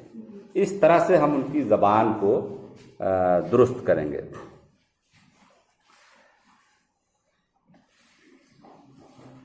जुबान से बच्चे क्या क्या करते हैं? अपने कामों पर निगाह रखते हैं, अपने कामों पर निगाह रखते हैं। तो नोट कर लीजिए।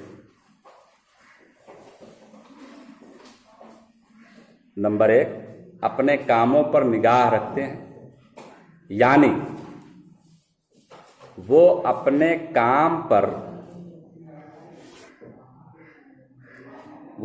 काम पर जाती तबसरा करते हैं, जाती तबसरा करते हैं।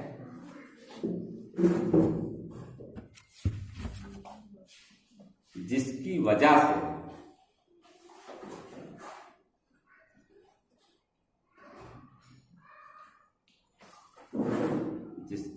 से वो मजीद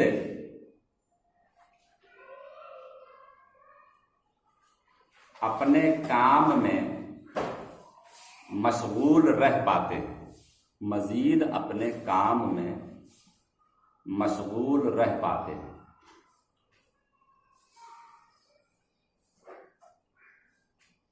इसको समझ लीजिए। अब वो काम बच्चा कुछ कर रहा है तो वो बोलता रहता है।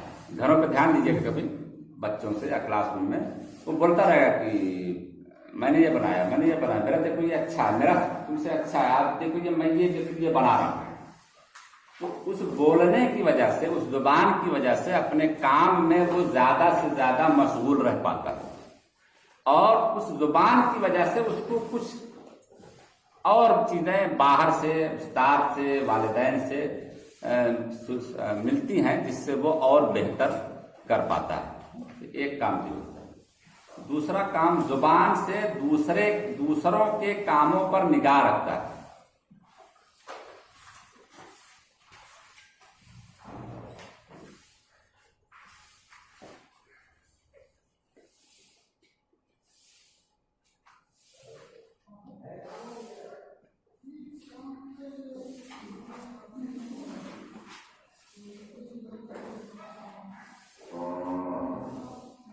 दूसरे के काम पर वो जुबान से ही निगाह रखता है, वो हरदम बोलता रहता है तुम्हारा ये गलत है, तुम्हारा ये ठीक नहीं है, तुमसे मेरा अच्छा है, तुम देखो टेढ़ा कर दिए।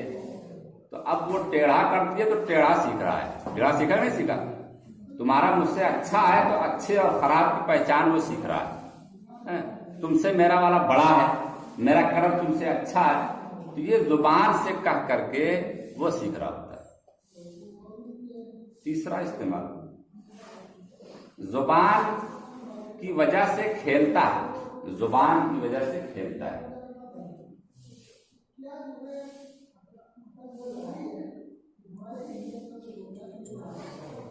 जैसे अक्कड़ बक्कड़ बम्बे बू, बू है, बऊ है, बोल है, पट नहीं रहा है अगले विसरे से। 80 90 पूरे 100, अगले विसरे से जो है बोल पट नहीं रहा है। बू लिखिए, इसको बाद में देखा जाएगा। बौ होना चाहिए, अक्कड़ बक्कड़ बम्बे बौ, 80 90 पूरे 100। अब जाकर के जो है 100 में लागा धागा, चोर निकल के भागा। 100 में लागा धागा, चोर निकल के भागा।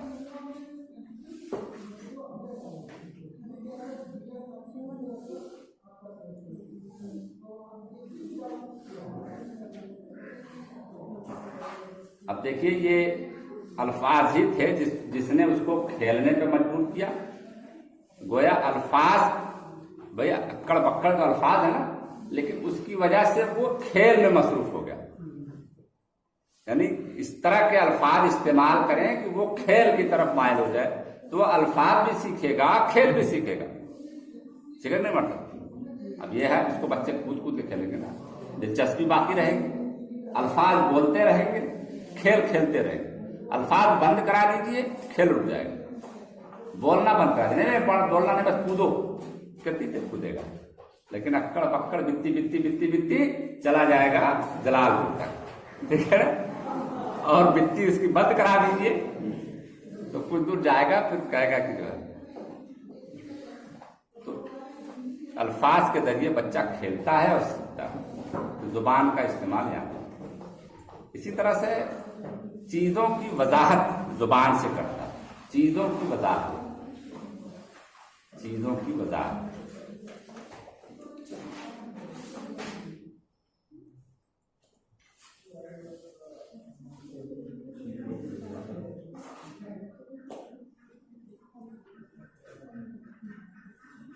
आपने क्लास में काम दे दिया, जैसे मैंने बताया कि आप बताओ बच्चों कि आज अपने क्लास में आपने नया नया क्या देखा।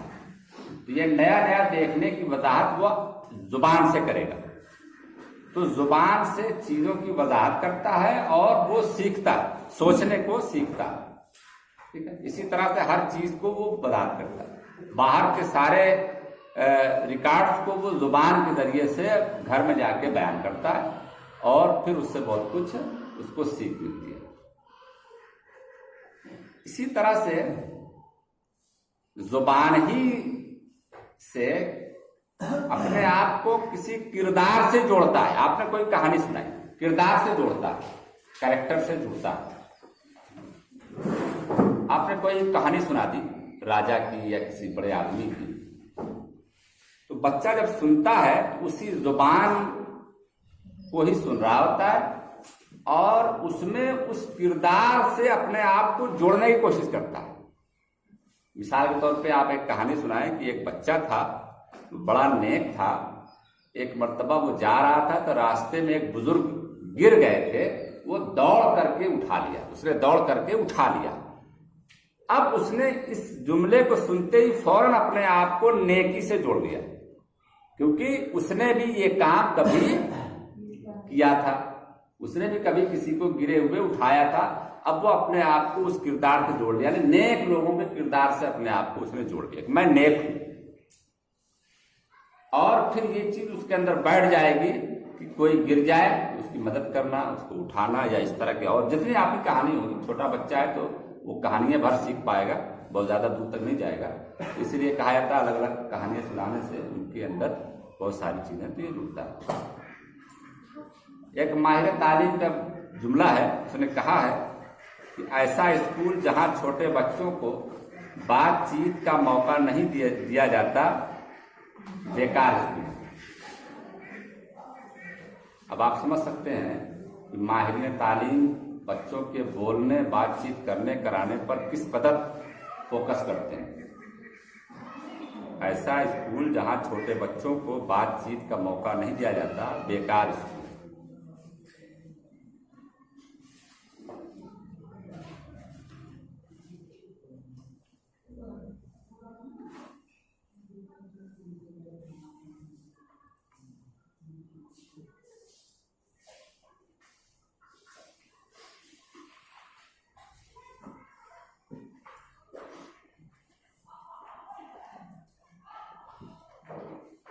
हम जुबान के फायदे सीख रहे हैं, जुबान के फायदे सीख रहे हैं। जितनी बातें आ रही ये आप बच्चों को बोलने और खुद बोलने, यानी आप कम बोलेंगे, बच्चों को ज्यादा बुलवाएंगे। उससे बच्चे क्या सीख रहे हैं? खेल सीख रहे हैं, एनालिसिस करना सीख रहे हैं जुबान की वजह से। जब उनको बोलना है कि कमरे में कौन सी चीजें आज तुम्हारे लिए नई है जो कल तुमने नहीं देखा था या इससे पहले नहीं देखा था, वो एनालिसिस करता है। मैंने इसको तो मैं रोज देखता हूं, लेकिन जो है वो सुराख मैंने नहीं देखा था, ठीक है ना। तो वो एनालिसिस करता है, तज्जिया करता है। और दूसरों के कामों से वो जुबान की वजह से फर्क करता है, सीखता है कि भाई मेरा तुमसे अच्छा, तुम्हारा कलर जो है गाढ़ा है, मेरा देखो हल्का है, वो सब सीख रहा है।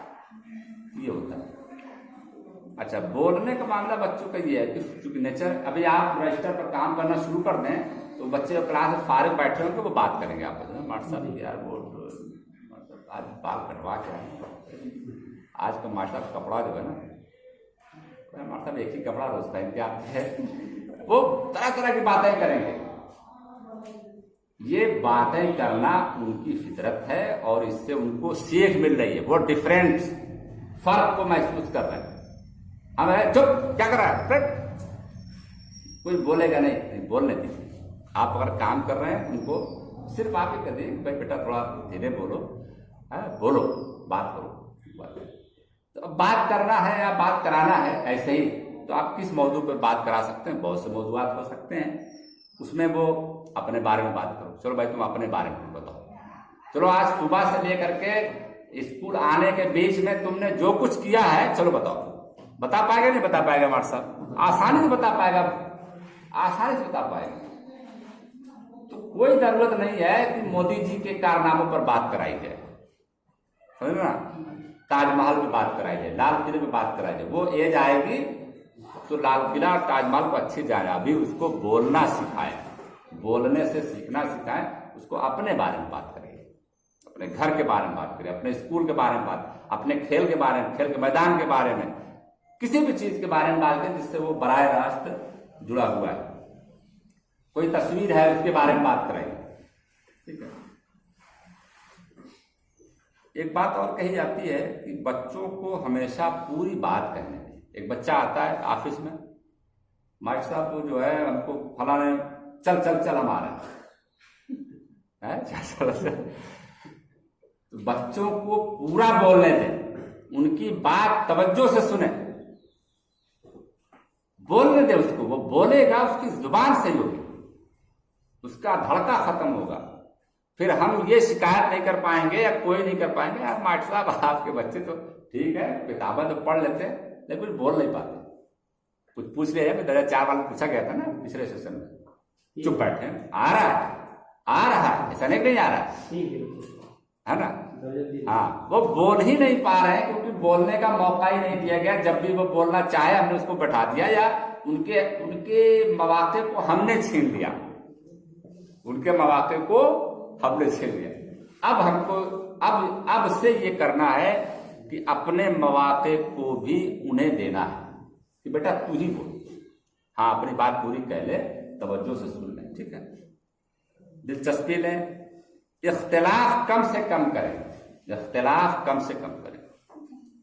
बच्चे अगर कुछ कह रहे हैं तो उनको कहने दें, बहुत ज्यादा इख्तिलाफ ना करें।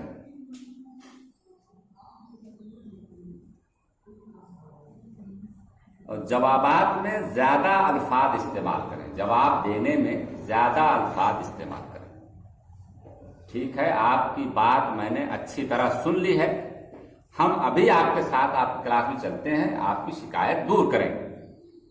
ये लंबी बात हो गई, इतना सुन करके वो कुछ ना कुछ सीख रहा है, वो बोलना सीख रहा है, जुमले सीख रहा है, वो आपके यहाँ सीखने ही आया है, आप उनके वालिदैन ने आपके पास सीखने ही भेजा है, झगड़ा चुकाने नहीं, इसलिए उसको ज्यादा से ज्यादा सीखने का मौका दीजिए।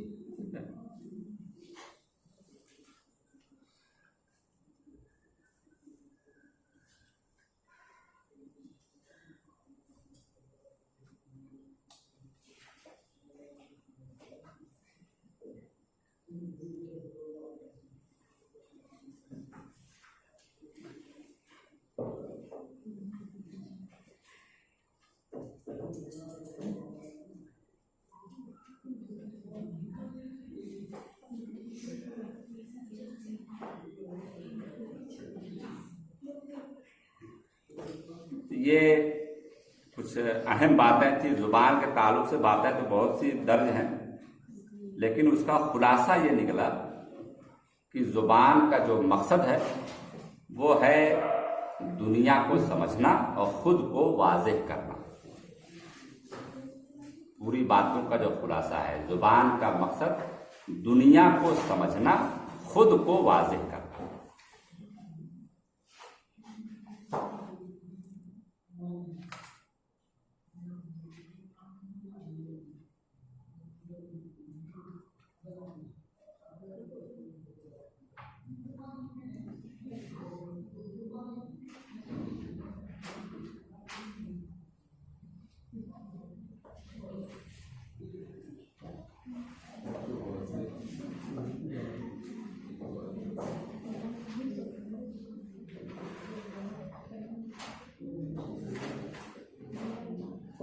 तो कितना बच गया मतलब? अभी और बात की जा सकती है, थक तो नहीं गए हैं आप? जो है आज पीछे है इसलिए आपके सामने ही बैठे हैं कि आप सो न जाए। आज घर का कुछ से टेंशन लग रहा है ना? बड़ा कहते हैं ना कि उस्ताद को खुश होना चाहिए, खुश होना चाहिए। आप अगर खुश रहेंगे तो बच्चों को और ज़्यादा खुशी होगी। किसी दिन आप क्लास में आए और खुश रहें तो फिर बच्चे बहुत मज़ा आ गया यार, ठीक है।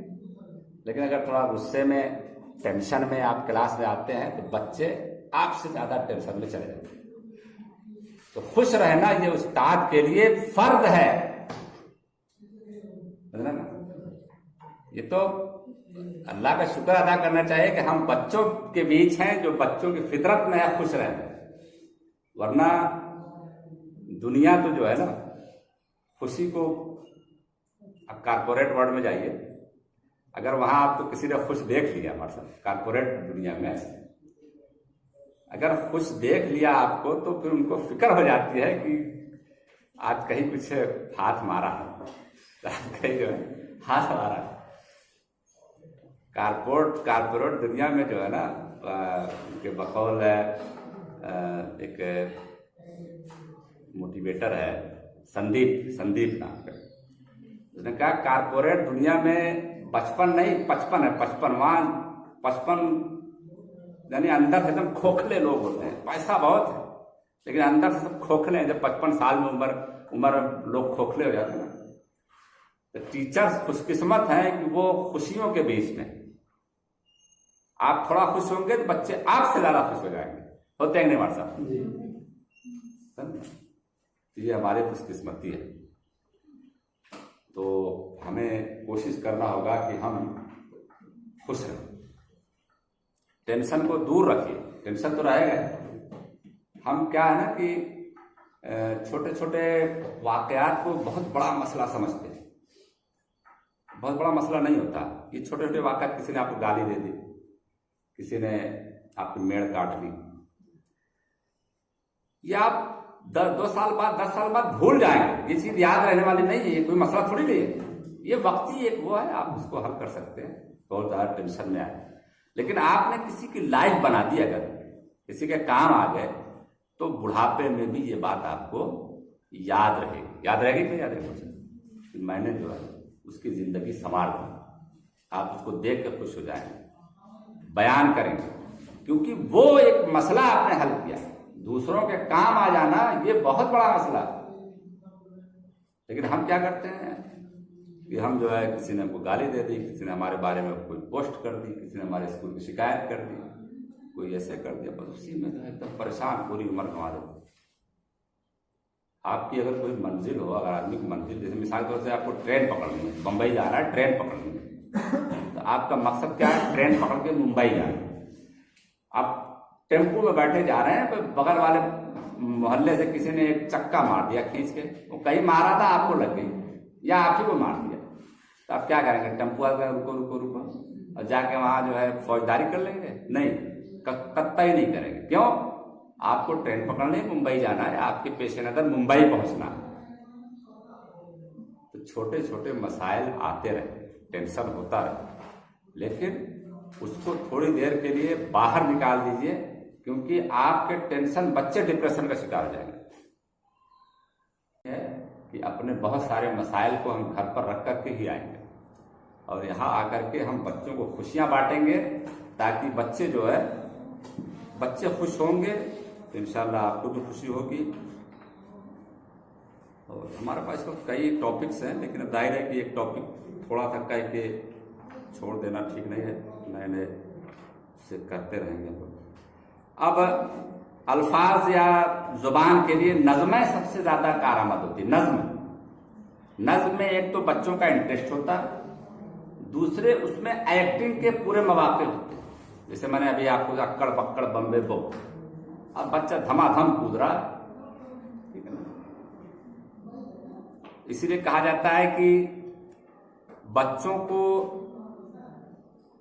जो खेल खेल में सिखाते हैं ना, जैसे बहुत से लोग दायरा बना देते हैं, एक दायरा बना दिया, उसमें 4-6 खाने बना दिए, हर खाने में जो है किसी में कुत्ता बना दिया, किसी में पेड़ बना दिया, किसी में कोई चीज बना दिया, और मॉनिटर या टीचर जो एक चिब्बी दिया रहता है वो एक पे फेंक दिया। उसके बाद बच्चे कहे चलो वो एक गोला बना, कूद के बाद कूदता है और फिर उसको बोलता है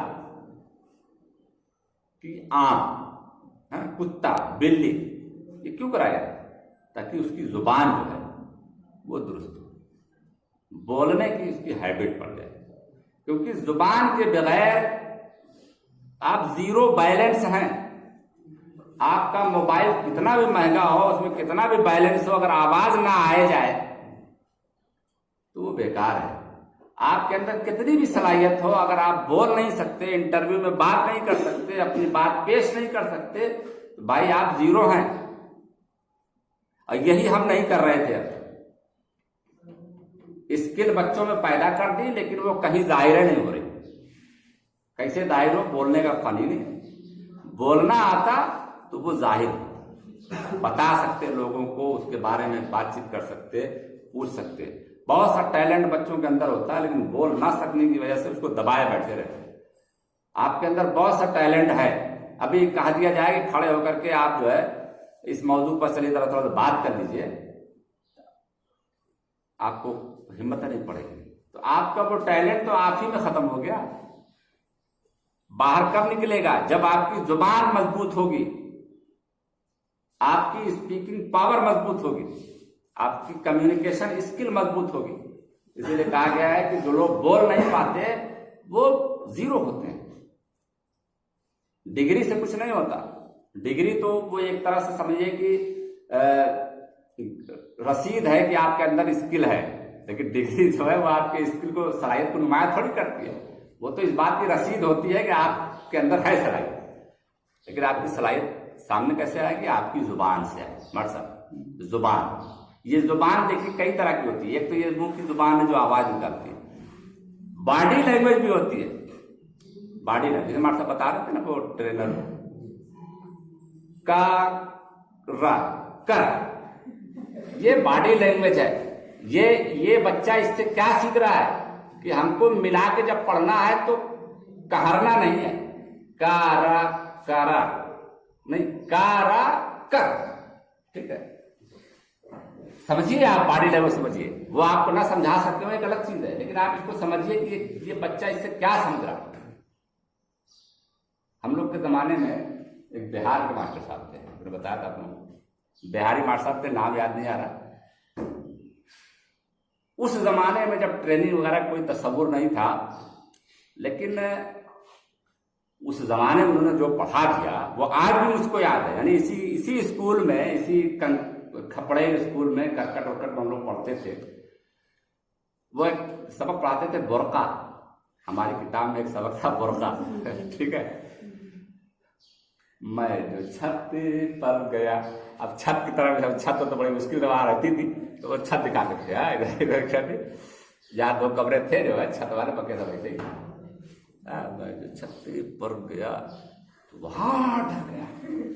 अब बताओ ना, ये मतलब ये बॉडी लैंग्वेज ने हमको बता दिया कि डर किसको कहते हैं। आदमी डरता है तो कैसे डरता नहीं करो। मैं जो छत पर गया तो वहां डर गया। अब डर आप कितना भी डर के बोल रहे हैं, उसे क्या पता कि क्या डर कर किसको कहते हैं, लेकिन तो अब लगेगा कि हाँ ये है बॉडी लैंग्वेज। तो बॉडी लैंग्वेज भी एक पूरा सेक्शन है ट्रेनिंग का, कि हम बॉडी लैंग्वेज को कहां कहां कैसे कैसे यूज कर सकते हैं। आप लोग देखे होंगे जो फ्लाइट होती है, फ्लाइट पे माइक से ऐलान नहीं होता, ट्रेन पे तो ऐलान हो जाता है कि थोड़ा ट्रेन आ रही है। फ्लाइट क्या होता है, फौज के इशारे होते हैं, जो लोग देखे होंगे, पूरा बस सिर्फ इशारे, बॉडी लैंग्वेज। जहाज जब निकलता है अपने मकाम से तो उसके नीचे उसको रुखसत करने वाले एक लोग होते हैं, वो सिर्फ बॉडी लैंग्वेज का ही इस्तेमाल करते हैं। तो ऐसे ऐसे करेंगे, क्या करेंगे, उनका अपना सिंबल है, ठीक है, उनका अपना सिंबल। और ये चीजें भी बच्चों को सिखानी है। ट्रैफिक रूल हमको सिखाना है, तो कैसे सिखाएंगे? एक तो होता है कि भाई देखो, जहां ऐसे ऐसे तिरछी तक बहुत मतलब है कि मोड़ है, ठीक है, और जहां ऐसे बना हो तो इसका मतलब ये, उससे क्या सीखेगा बच्चे? आप क्या करो, चलो भाई आज हम लोग ट्रैफिक रूल सीखेंगे, ऐसे चलो पहले बनाओ, ये यहां से यहां तक चलना है, चलो एक निशान बनाओ, एक तीर बना दिया, ब्रेकर वाला 2 निशान बना दिया, चलो भाई सब लोग चलते हैं। चला दीजिए, इसी स्कूल में चला दीजिए ना, इसी क्लास में चला दीजिए ना। देख यहाँ बच्चा सीधा बात नहीं भाई, ये देखिए टर्न लिखा है ना, तो यहां से आपको टर्न लेना है। 1 दिन 2 दिन जहां टर्न लिए ना, फिर जिंदगी में वहां नहीं भूलेगा। अगर किसी ने पूछ लिया कि ये अलामत किस बात की है, होता है ना अलामत इस तरह से, फौरन बता देगा यहाँ टर्न लेना है, बताएगा नहीं व्हाट्सएप।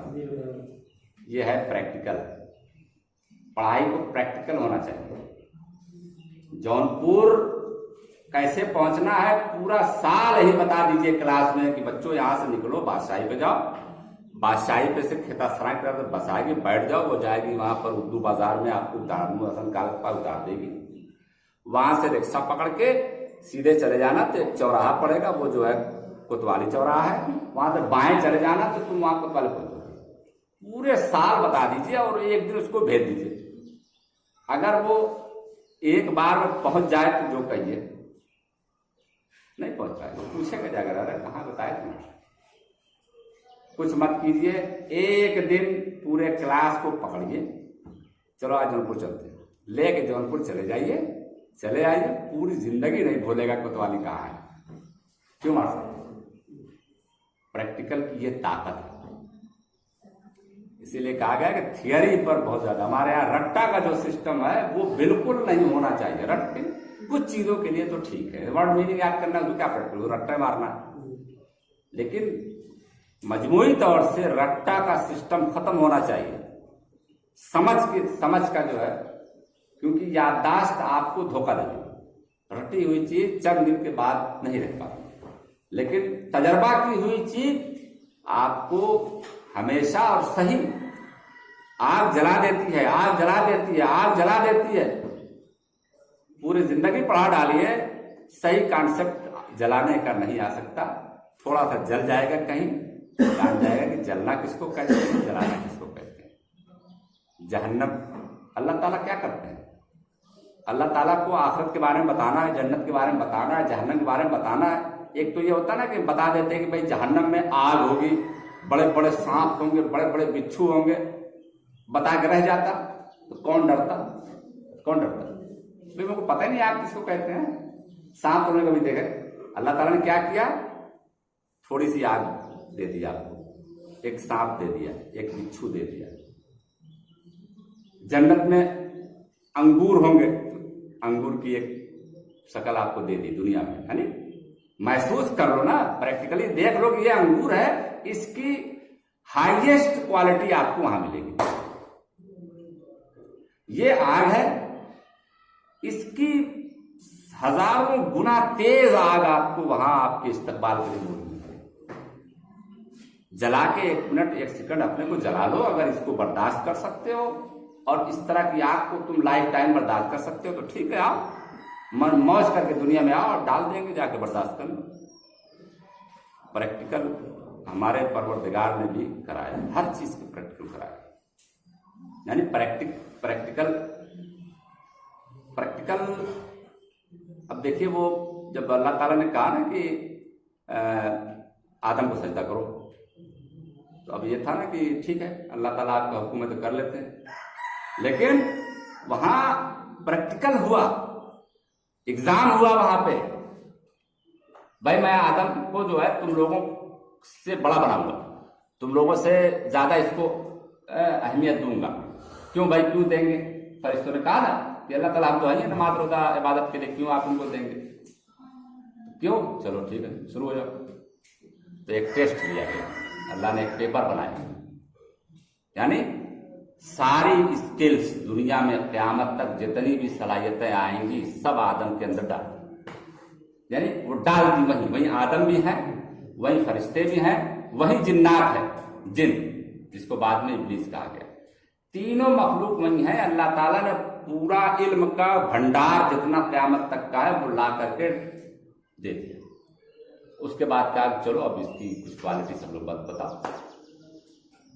इंसान जो है ना, हम जितने बता रहे, हर बच्चे के अंदर हर बीज के अंदर पूरा दरख्त होता है, ऐसे हर बच्चे के अंदर दुनिया के जितने उलूम है क़यामत तक वो सब मौजूद है।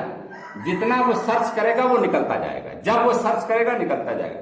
कोई चीज वो कहीं से लाता नहीं है, खोजता है, सिर्फ उसको आगे निकालता है। आज हमने मोबाइल याद किया, ऐसा नहीं कि इंसान ने कहीं से उसको नया नॉलेज मिल गया, कुछ नया किया, नहीं, सब उसके अंदर था। उसने जब गौर किया, उसने जब जरूरत महसूस की तो वो सलाहियत उसकी बाहर आ गई। इसी दौर में यूरोप के लोग कितना बड़ा बड़ा कारनामा अंजाम देते हैं, हम हैं कुछ नहीं कर पाते। फर्क सिर्फ ये है कि वो हर वक्त एक्सपेरिमेंट करते हैं, हम जो है हर वक्त तकलीद करते हैं। हर वक्त हमको दूसरों पर नजर रहती है, उनको तो ये नजर होती है कि जो है क्या फायदा। मैंने कल एक खुतबे में एक वाक़या सुनाया था, इसके बाद हम अपनी बात खत्म करेंगे।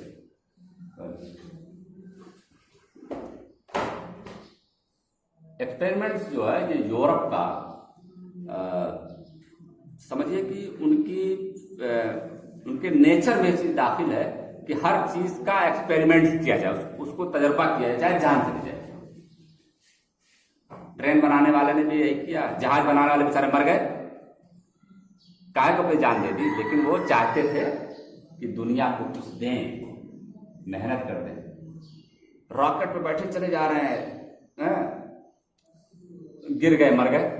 कल्पना चावला और कौन कौन थी, आखिर गिर गई, मर गई ना, पता है ना। हम तो भाई छत पे चढ़ जाते हैं तो हमको झांवर आने लगता है। जाते हैं फ्लाइट अपने रॉकेट से बाहर नहीं कराते, कमाल की बात है, इतनी ऊपर जाकर के रॉकेट से कूद जाते हैं और चले आते हैं नीचे, मतलब सिस्टम के साथ। हिम्मत उनकी देखिए, ये इतना करते हैं या इतना किए हैं, तब दुनिया आज इतनी आसानी से, आज हम तब हज करने इतनी आसानी से ले जा रहे हैं, वरना घोड़ा पे बैठ के जाते तो दादी तो रास्ते ही पार कर जाती। आज दादी भी हज कर ले रही, किसकी वजह से? फ्लाइट की वजह से। दादा भी हज कर ले रहे, वरना बुढ़ौती में कोई जाता ऊँट और खच्चर में बैठ के मार साहब, तो उनकी बरकत है, तजर्बात की बरकत है कि आज दुनिया इतनी आसान हो गई। आज मिनटों में, सेकंडों में अपने हम बात, तो हमने उसमें बताया कि तजर्बा वो करते हैं। तो एक तजर्बा उन्होंने किया, एक